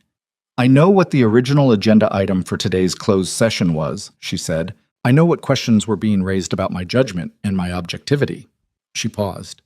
"Some of those questions were based on things that are true. I did move Ethan Walker to the executive floor outside standard protocol. I did give him access to operational records beyond the scope of his listed position. I did make room for his daughter in the building twice when that wasn't standard either." Another pause. "Those decisions were not mistakes. They were judgments. And I'm not going to pretend otherwise, because the person who never makes a judgment call that looks unusual from the outside is either operating in a very simple environment or is not actually making decisions." The room was quiet. "What I want to say," she continued, and her voice was level but not flat. There was something in it that wasn't there at the beginning of the meeting, something that was neither performance nor professionalism, but just a person speaking from the part of themselves that had been in a dark, locked room for 20 minutes and had decided that the performance was the most expensive thing in the building.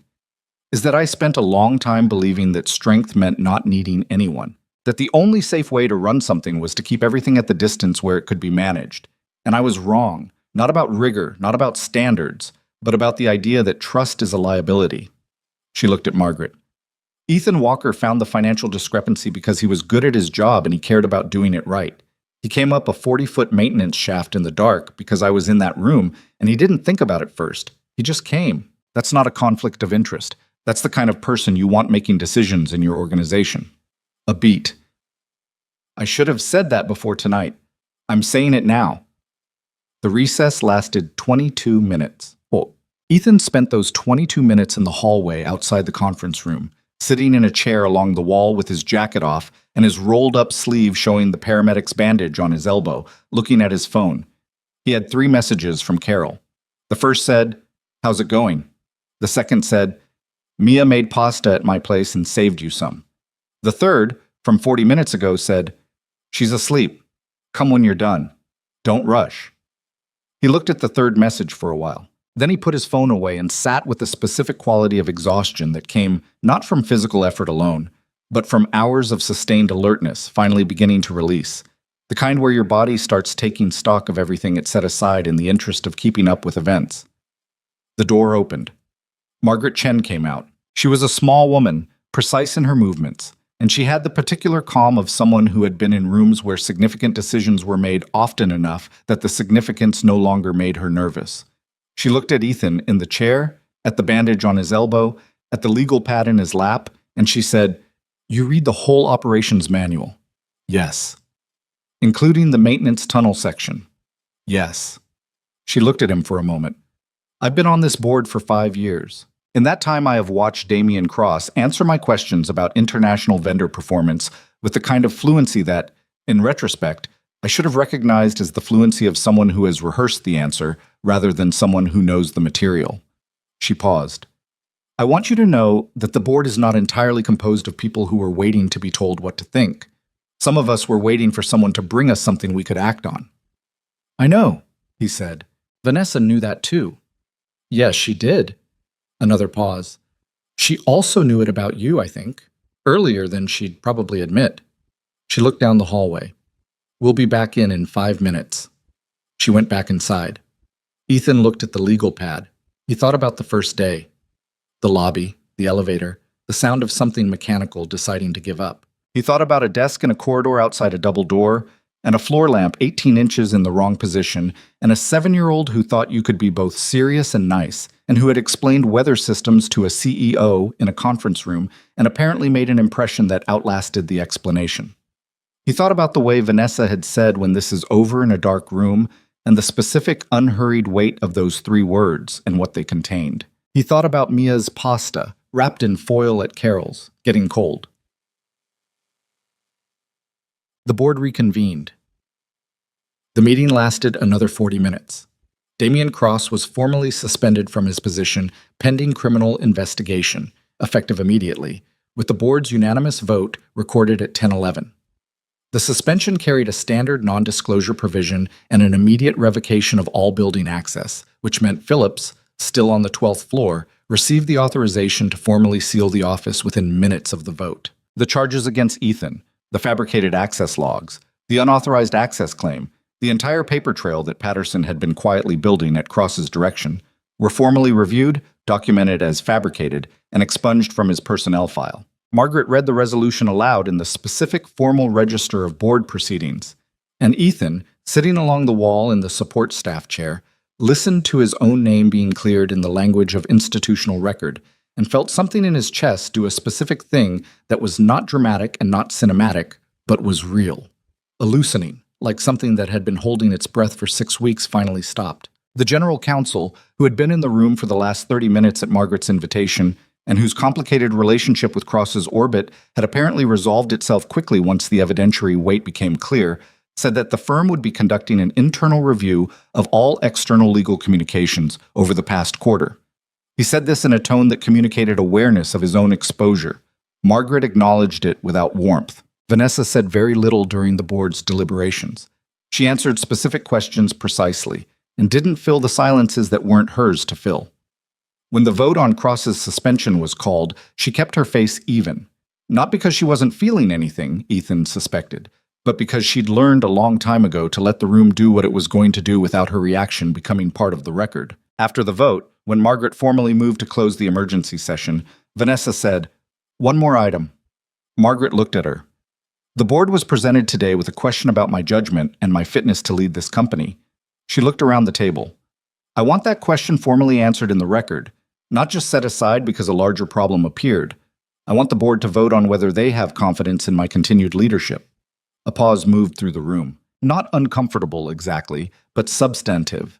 The kind that happens when someone does something that wasn't required, and that required a form of courage that the formal proceedings hadn't created room for. Margaret looked at the board.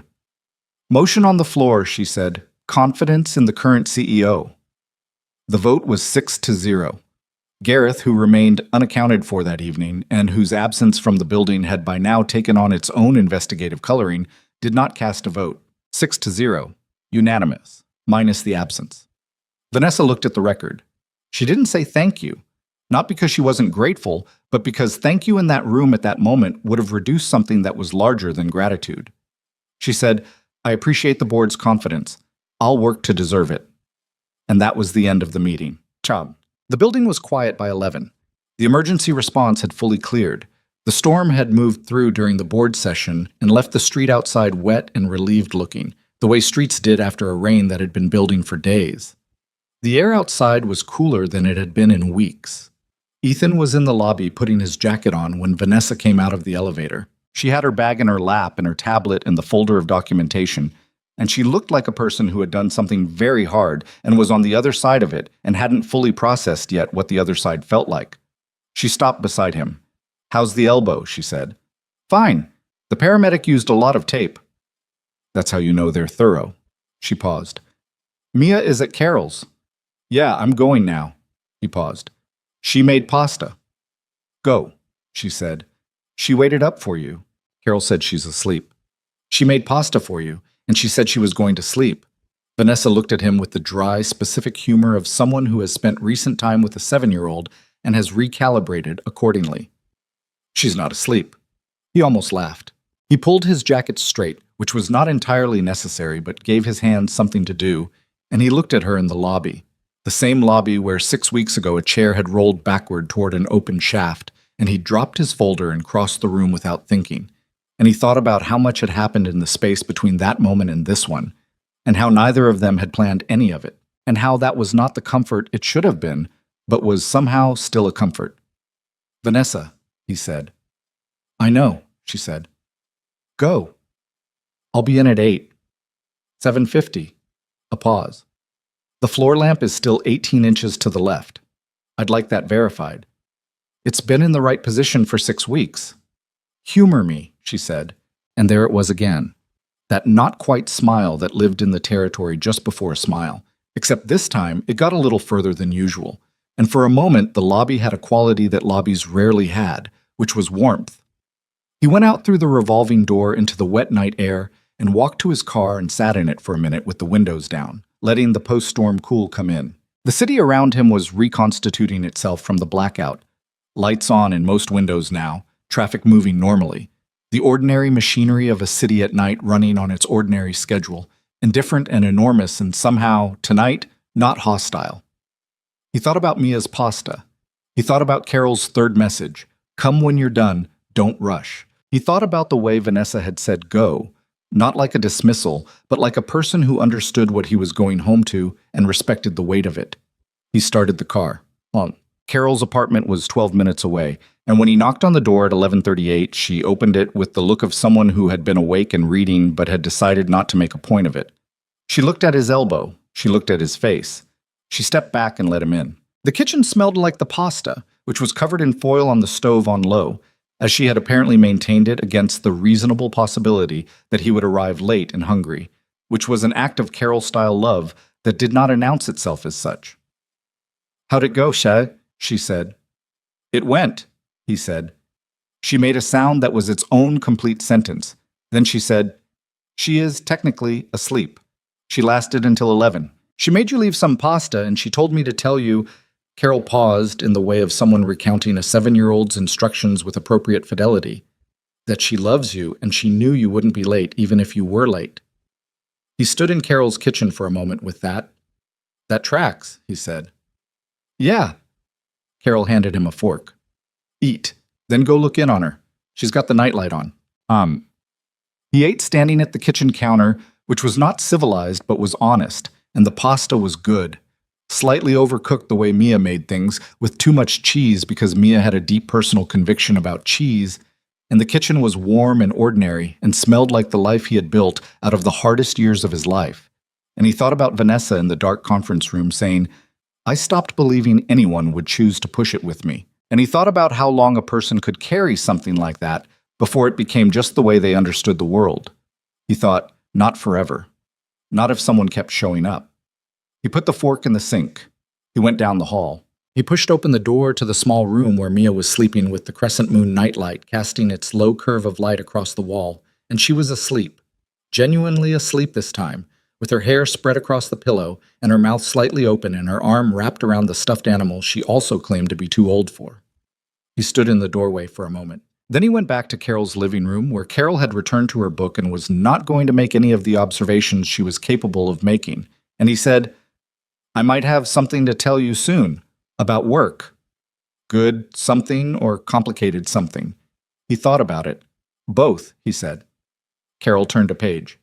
"The best things usually are," she said. He picked up his jacket and drove home through the clean, wet streets of a city that had come through its blackout and was running again. And somewhere in a building on the edge of downtown, a backup server was preserving the footage of a man in a basement corridor at 11:47.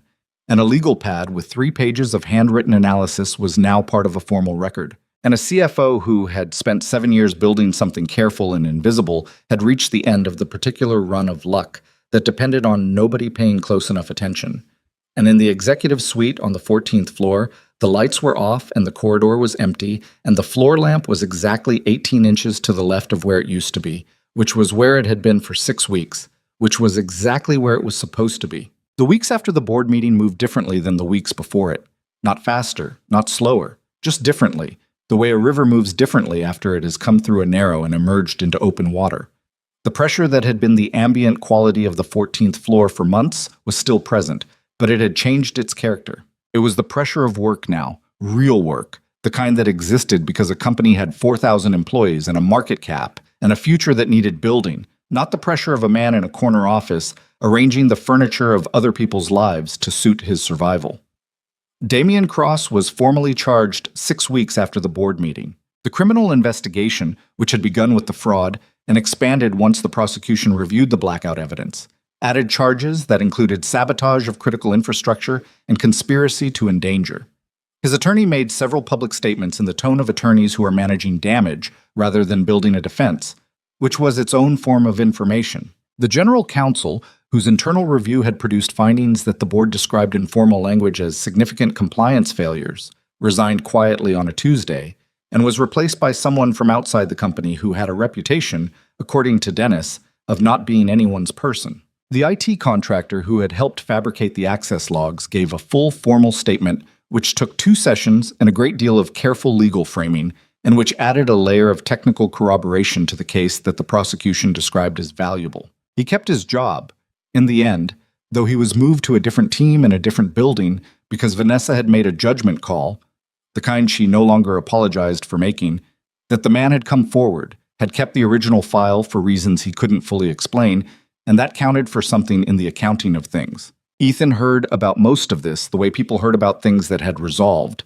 in pieces, at a slight remove, each piece smaller than the one before it because the situation had lost its urgency and become just a legal matter moving through its legal channels. He followed it the way you followed something that had once been very close to you and was now at a manageable distance. With attention, but not anxiety. His 90-day probationary review had technically passed during the chaos of the board meeting week, without anyone formally scheduling it, and it had been rescheduled and then rescheduled again. And eventually Margaret Chen had said at a board level that the probationary classification seemed administratively awkward given everything, and that perhaps personnel should revisit the position classification entirely. Personnel had revisited it. The new classification was Senior Operations Advisor to the Executive Office, which came with a salary adjustment and a formal reporting structure, and the same desk outside the same double doors, because neither Ethan nor Vanessa had seen a reason to change the geography. He moved the floor lamp back 18 inches to confirm it was still correct. It was. The changes inside the company were slower than the legal proceedings and more durable. That was the thing about institutional culture. It moved at the pace of trust, which was not a fast pace, but it moved. What Vanessa did in the months after the board meeting was not a transformation. It was more incremental than that, and more honest. She didn't become a different person. She remained precise and demanding and unlikely to compliment your work when silence communicated the same thing. She still came in before 7:15 and still took lunch at her desk, except on Thursdays. She still ran meetings the way she'd always run them, without excess, without performance, with the particular efficiency of someone who respected other people's time because she respected her own. But the door was open more often. Not literally, not always, but in the sense that the 14th floor had a different quality to it, a more permeable one. Lynn noticed it and said nothing about it because Lynn operated on a principle of useful silence. Dennis noticed it and said something about it to Ethan in the way Dennis said things. With 2 coffees, leaning slightly, voice low. She stopped doing the thing, he said. What thing? The thing where you could feel her deciding whether to let you finish your sentence before she'd already formed her answer. He paused. She still forms the answer fast, but she's letting people finish now. It was a small thing. It was not a small thing. The operational changes were more visible. 3 divisions that had been running on fractured communication structures were reorganized, with Ethan's involvement, into a model that required cross-divisional reporting at the operational level rather than waiting for everything to escalate to the executive suite. It reduced the volume of decisions that landed on Vanessa's desk by approximately 30%, which freed her to work at the level she was actually needed at, rather than the level of a system that had been built around one person's control and had never been designed to scale. There were arguments about it. There were 2 division heads who didn't like the restructuring and said so, one of whom said it in a board prep meeting in a way that was specifically aimed at Ethan's authority to propose it. Ethan presented the data, answered the objections without raising his voice, and waited. Vanessa, at the end of the meeting, said, "The restructuring moves forward. If there are concerns about implementation, bring them to Walker directly." She said it in a tone that was not unkind but was not ambiguous, and the meeting ended, and the restructuring moved forward. What neither of them said, in that meeting or anywhere else in a formal context, was that the restructuring had emerged from a conversation at 7:20 in the morning in Vanessa's office, when she'd said that she was tired of being the only decision point in a system that had been built to make her indispensable rather than to make the company functional. Ethan had said, "That's a solvable problem." She'd said, "I know. I've known for 2 years. I just didn't trust anyone to help me solve it." A pause. "I'm telling you now."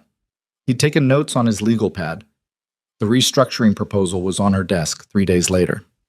The foundation came from Vanessa's own thinking, developed over months, and Ethan learned about it the way he learned about most things she was working on, not through a formal announcement, but through the accumulation of references, the mentions in passing that had the quality of someone thinking out loud to the one person they didn't have to perform for. She mentioned it first in late October when Mia had been through twice more and had, on the second visit, spent 45 minutes in the small conference room helping Vanessa debug a presentation template that had developed a formatting problem.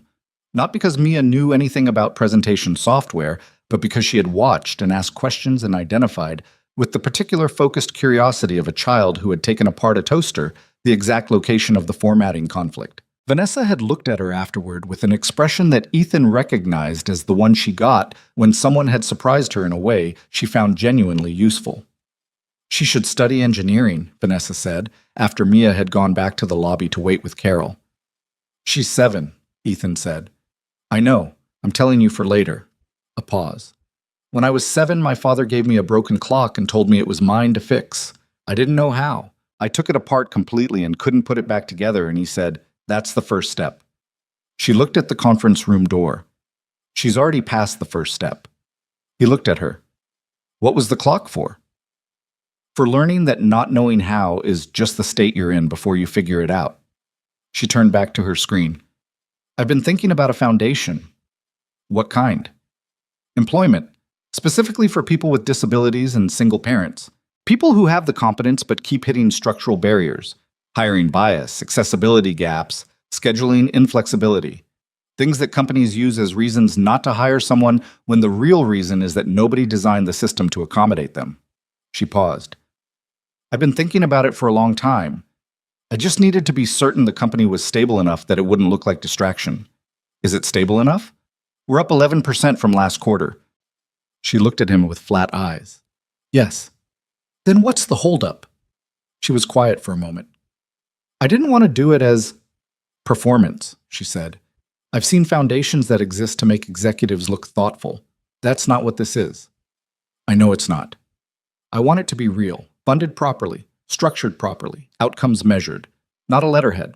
She paused. I want a board for it that includes people who have direct experience with the barriers it's meant to address, not just people who think they understand the problem from the outside. Another pause. I want you on it, if you're willing. He looked at her. As what? As someone who understands what single parents need from an employment system, because you've actually been one while trying to hold a job in a company that wasn't designed to make it easy for you. She held his gaze. Your experience is not a footnote, Walker. It's the whole point. He thought about the $45 field trip form. He thought about pickup at 3:15 and the grocery list that had been in his head on his first day when the elevator made its unhappy sound. He thought about the HR orientation, where Priya had said it's a reassignment and not explained why, and the Thursday physical therapy appointments listed as standing external meetings, and all the small architectural accommodations that people built around the things they didn't want to explain. Yeah, he said. I'm willing.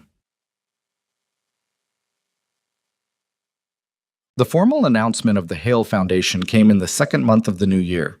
The press covered it in the way the press covered things that were adjacent to a story they'd already written. The CFO fraud case had attracted attention, and the foundation gave journalists a resolution arc that was easier to tell than the financial crime details. Vanessa gave one interview to a reporter she'd worked with before who asked direct questions and printed direct answers. And in it, she said that the foundation was not inspired by one event or one person, but by years of watching structural barriers function as a substitute for actual decision-making. She said the goal was outcomes, not symbolism. She said she expected to be held to that standard. The reporter asked about Ethan Walker, because the reporter had read the board meeting transcript, which was public record, and had noted the section where Vanessa had described him. Vanessa said, "He's the chief operations director and a member of the foundation board. Both of those things are because he's qualified for them." The reporter asked if there was anything else. Vanessa said, "That's what I said." The reporter, who was experienced, printed exactly what she said and noted the pause before it, because experienced reporters understood that what a person chose not to say was often as informative as what they said. Ethan read the article on a Saturday morning while Mia ate cereal at the kitchen table and told him about the science fair project she was planning, which had evolved from weather systems to a comparative analysis of atmospheric pressure in urban versus rural environments, and which she had decided needed a proper board with pushpins and string, and which was going to require going to the craft store. It says she runs a foundation now, Mia said, looking at his phone screen upside down from across the table. She does. For people who need jobs? For people who have trouble getting jobs because of stuff that shouldn't matter. Mia thought about this with the seriousness she applied to things that she found genuinely interesting rather than just presented to her as important. That's good, she said. Some things shouldn't matter, but people act like they do. Yeah, he said. That's exactly right. Like how some kids at school act like it matters what kind of shoes you have. She ate a spoonful of cereal. It doesn't matter. No, he said. It doesn't. Does Vanessa know I think her foundation is good? I'll tell her. Mia nodded, satisfied, and returned to her cereal, and Ethan folded his phone and thought about how a 7-year-old had just summarized the premise of a foundation in 2 sentences that were more honest than the press release. The thing that had been building between him and Vanessa did not announce itself. That was the nature of it, and also, he suspected, the only way it could have happened, because both of them were people who had learned to distrust things that arrived with too much momentum, too much certainty. And if it had arrived any other way, they would have both found reasons to step back from it. It arrived in the space between work and something else. In the morning conversations that ran longer than they needed to. In the Thursday afternoons when she started coming back from physical therapy and stopping at his desk on her way through, not for anything operational, just stopping. The way people stopped when they were moving towards someone rather than past them. In the dinner that happened because a vendor meeting ran until 7, and they were both hungry and the conference catering had not been restocked, and someone said there's a place on Calder Street, and neither of them pretended not to know what kind of thing that was. The dinner on Calder Street was not perfect. The restaurant was louder than expected, and the table they were given was near the kitchen, and there was a moment early on where the professional distance that had been their default for months tried to reassert itself, and they both sat with it for a few minutes, looking at menus they weren't fully reading before Vanessa said, "This is strange." "Yeah," he said. "We've been having dinner at your desk for 6 months." "That was different." "Was it?" He put his menu down. "You know it was." She looked at him across the table in a restaurant that was too loud and smelled like garlic, and had the particular warmth of a place that had been in business long enough to mean something to the neighborhood. She looked like herself. Not the boardroom version, not the corporate biography version, not the version that appeared in press photos where she was positioned at precise angles and lit with the particular quality of carefully managed image. Just herself.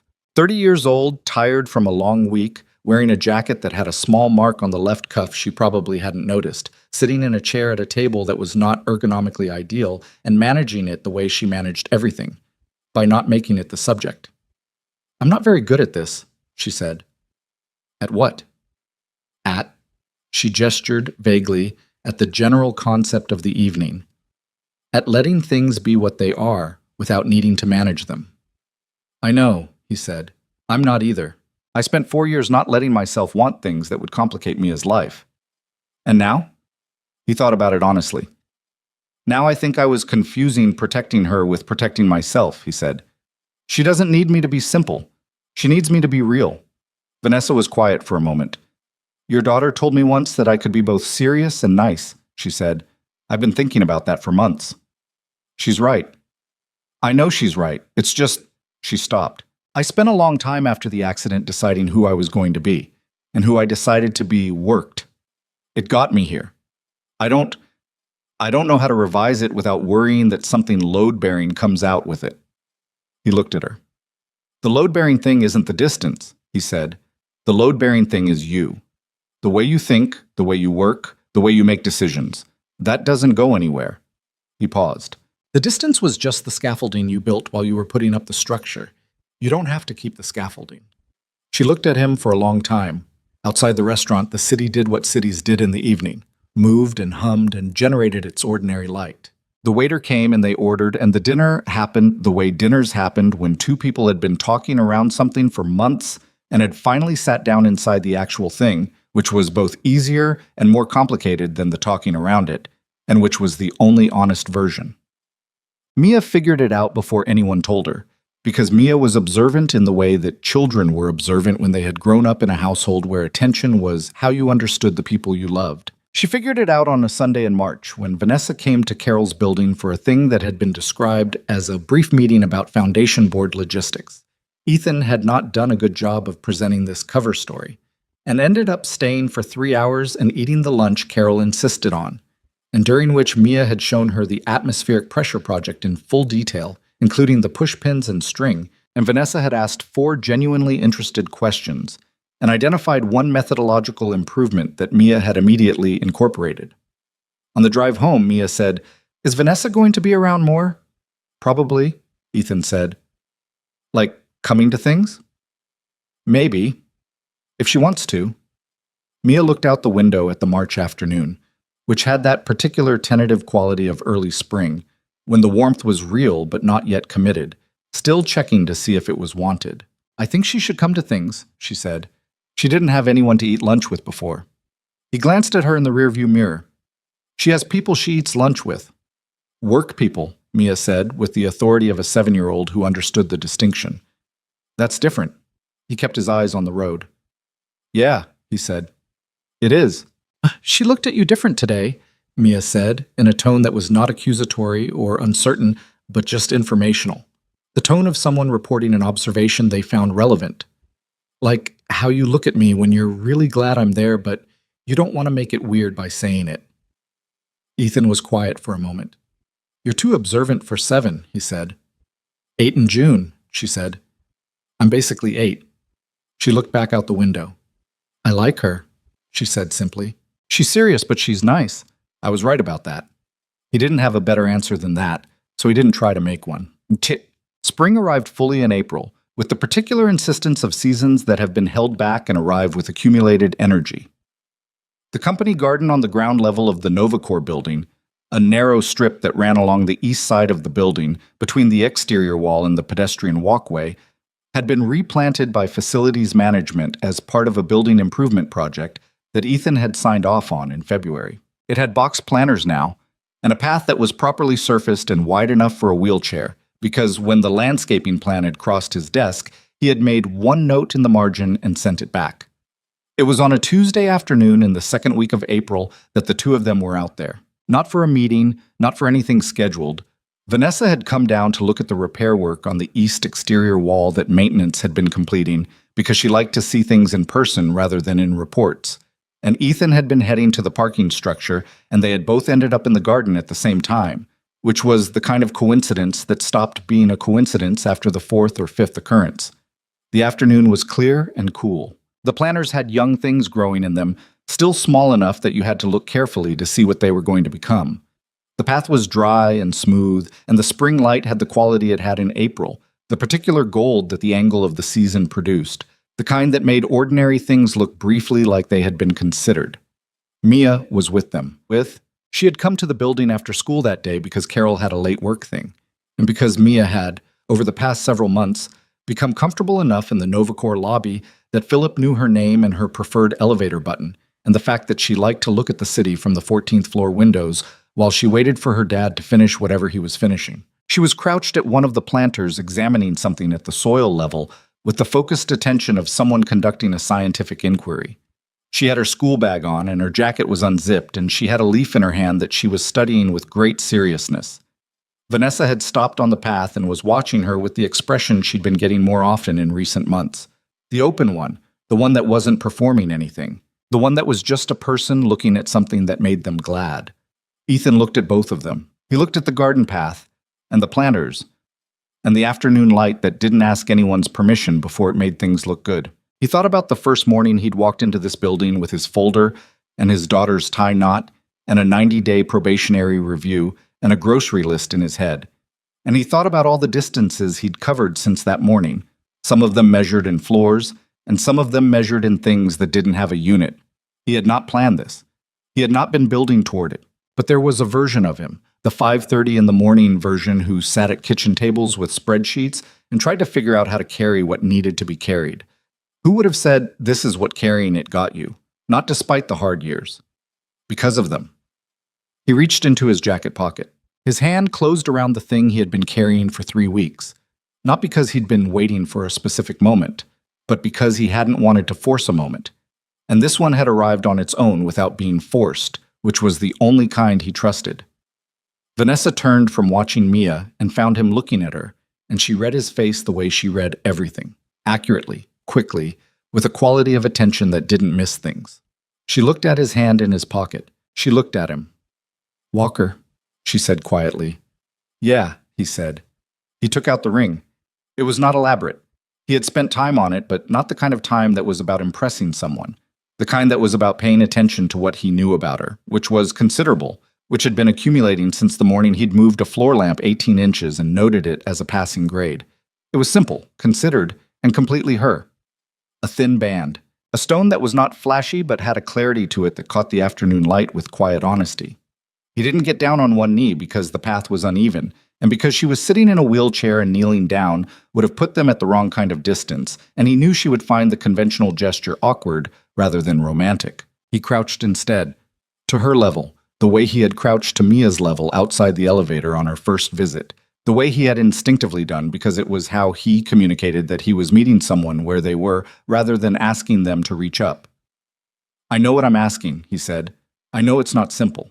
It comes with a 7-year-old who will explain weather systems to you at breakfast and has strong opinions about cheese and will probably be better at everything you're good at by the time she's 20. He paused. "And I know you've spent a long time deciding you were enough on your own, and I'm not saying you weren't. You were. You are." He looked at her. "But I think we're more together than we are separate. And I think Mia knows it already, and Carol knows it, and I think maybe you know it too, and I'd rather ask the question and have you answer it than spend the next 30 years being careful." Vanessa had gone very still. Not the boardroom stillness, not the performance of composure, the other kind, the kind that happened when something arrived that was real and large and required the whole person to receive it. Her eyes were bright.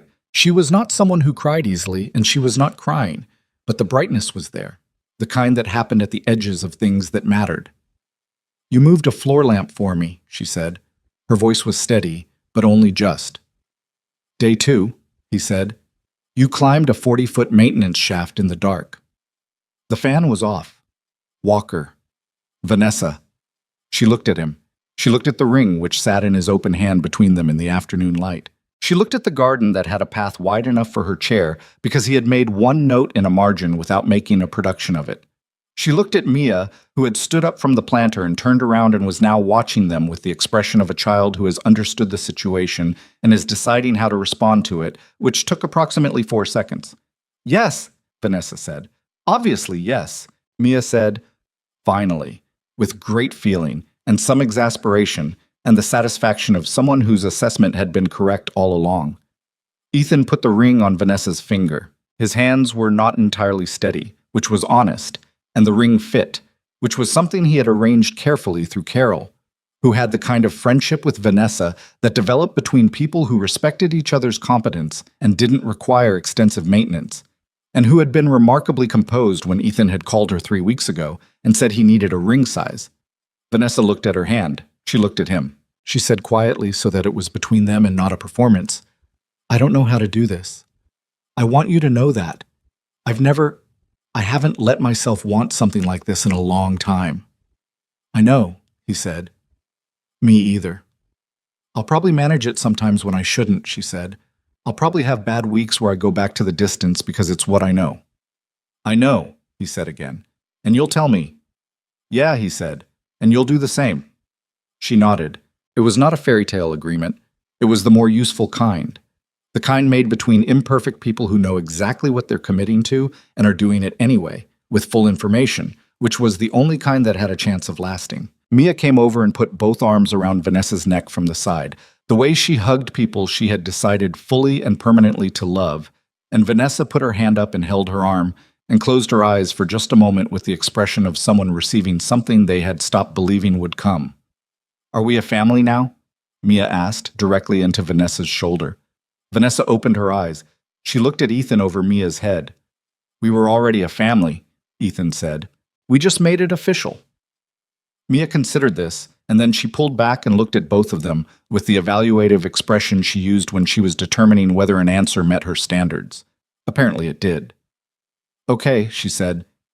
"Can we get food? I'm hungry." Vanessa made a sound that was entirely a laugh this time. Not the almost version, not the before the smile version, but an actual laugh, full and real, the kind that happened when something broke through the last of the careful management and came out anyway. It was a good sound. It had the quality of something that had been in there for a while, waiting. There were things that didn't resolve cleanly, because that was the nature of things. The criminal proceedings against Cross moved through their timeline in the way criminal proceedings moved, not fast, not neat. There would be more hearings, more disclosures, more months of institutional and legal machinery doing its slow work. The general counsel's departure had left gaps that took time to fill.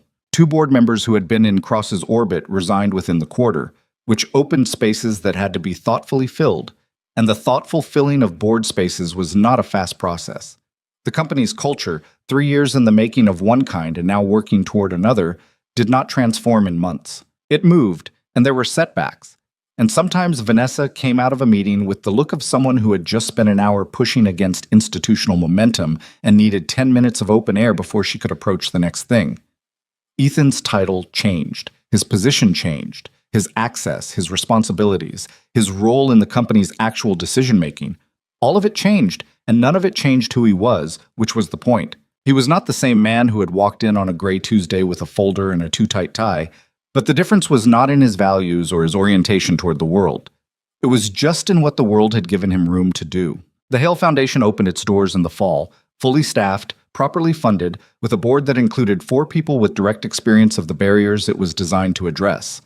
One of whom was a single parent who had been referred through a workforce program, one of whom used a wheelchair, one of whom was a woman who had been passed over for 3 promotions before anyone called it what it was, and one of whom was Ethan Walker, who had gotten his current position by reading an operations manual cover to cover and noticing a missing line item on a Thursday evening. In its first year, the foundation placed over 400 people in employment, negotiated accessibility partnerships with 11 companies, and launched a childcare subsidy program for single parents in qualifying positions that was not perfect.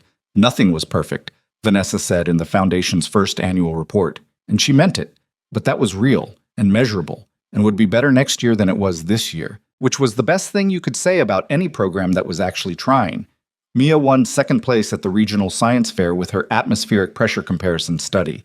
She was furious about the second place for approximately 40 minutes, and then decided that the methodology notes from the judge were actually useful and went home to revise the project for the state competition. She revised it in Vanessa's home office, using Vanessa's second monitor, explaining her changes out loud to Vanessa, who asked 4 questions, identified 2 improvements, and told her that second place with a project that could win state after revision was more valuable than first place with a project that had nowhere to go.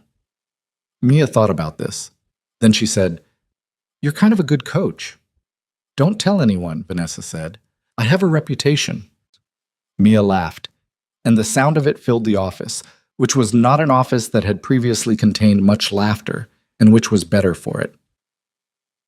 Okay. The thing about the story of Ethan Walker and Vanessa Hale was that it was not a story about rescue. It was easy to tell it that way. The man who pulled the CEO from the edge, the woman who let someone in for the first time, the daughter who melted the frozen heart, the hidden villain unmasked. That version existed and was not false. But it missed the thing that was actually true. The true thing was this: both of them had been carrying their lives alone for years and doing it competently, and the competence was real and had cost them both something real to build. They had not been waiting to be saved. They had not been incomplete.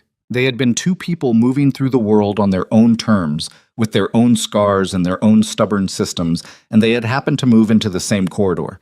And the corridor had turned out to be a place where neither of them had to be quite as alone as they had decided to be. That was not rescue. That was something more ordinary and more difficult. It was 2 people choosing, with full information about what the other person cost and contained, to keep showing up. Not because it was easy, not because it resolved into something simple, but because the alternative, going back to the version of themselves that had been sufficient but not quite enough, had stopped feeling like an option once they knew what else was possible. Mia knew this intuitively, the way children knew things they didn't have words for yet. She had known it the day she walked off the elevator with her dinosaur backpack and looked at a wheelchair and saw something interesting instead of something to manage. She had known it when she saved pasta on low and wrote the 3rd message for Carol to pass along. "I love you, and I knew you wouldn't be late, even if you were late." She had known it every time she said "we" without thinking about it, because "we" was already the right word, had been the right word for longer than any of the adults had been willing to say it out loud. Some people spent their whole lives building walls between themselves and the possibility of being known, and called it strength. And it worked well enough as long as nobody came along who was patient enough to sit with them in the dark without making it into something they had to manage. Vanessa had been one of those people, and had known it, and had done it anyway because the alternative was a kind of vulnerability that the accident and the years after had made feel like danger. What she learned, not all at once, not cleanly, but in the accumulation of a man who moved floor lamps and read building manuals and showed up in a 40-foot maintenance shaft on a night when showing up was the most expensive possible thing to do, was that vulnerability was not the same as weakness, that needing someone was not the same as being diminished by needing them. That strength, real strength, was not the ability to not need anyone. It was the willingness to say, I need you and I trust you with that, and I'm going to choose you every day regardless. Ethan had learned the other side of it, that protecting his daughter did not mean keeping the world small, that giving Mia a full life meant letting his own life be full too, that the grief he had carried for 4 years, real grief, legitimate grief, the grief of a man who had lost his partner and his plan for the future simultaneously, was not something to be solved or overcome, but something that had become part of the structure of who he was, load-bearing in its own way, and that it was possible to build new things without taking it out. None of this was a lesson anyone delivered. It was just the thing that was true when you looked at it clearly, which both of them were learning to do. On a Tuesday morning in late spring, Ethan walked into the Novacor lobby at 7:48 with his badge and his jacket and a tie that Mia had chosen. Dark blue, no pattern. She said he was important enough not to need a pattern anymore, and he nodded to Philip, who said, "Morning, mister." Walker, in the way of 11 years of atmospheric reading, and he took the elevator to the 14th floor, and the floor lamp was where it was supposed to be, and the double doors were closed because Vanessa was already in before 7:15, and on his desk there was a coffee from the executive kitchen that had not been there when he'd left last night. He picked it up. He looked at the closed double doors. He sat down and opened his computer and started his day. 20 minutes later, the doors opened and she came through with her tablet and her cup and the forward momentum that was just how she moved through space, and she stopped at his desk on her way past, which was not the original protocol and had not been the original protocol for a long time. And she looked at her ring in the morning light for a half second in the way she sometimes still did, like she was confirming something she found genuinely surprising. "Walker," she said. "Morning. Mia texted me this morning at 6:45 to say she revised the atmospheric pressure methodology. I told her not to text before 7. She said 7 was a social construct." He closed his eyes briefly. "She's 8. Almost 9. Vanessa was already turning back toward her office. "She's right about the methodology, by the way. The revision improves it." A pause. "Tell her from me." "Tell her yourself," he said. "She'll be here at 4. She made a small sound that was a compressed version of everything good, and went back through the double doors, and the 14th floor had its morning quality, the particular combination of purpose and warmth that it had taken months to grow into, and that Ethan suspected would be there for a long time. Imperfect, adjusting, real. Outside the windows, the city was doing what the city did in late spring, moving through its ordinary Tuesday with its ordinary indifference, enormous and unhurried, full of corridors that people walk through every day and never thought about until the moment something happened that made them matter. Full of elevators and floor lamps and maintenance tunnels and parking structure staircases and Thursday entries on calendars and second monitors in home offices and foil-covered pasta on low heat, waiting. Full of ordinary things that turned out, on closer inspection, to be the whole story.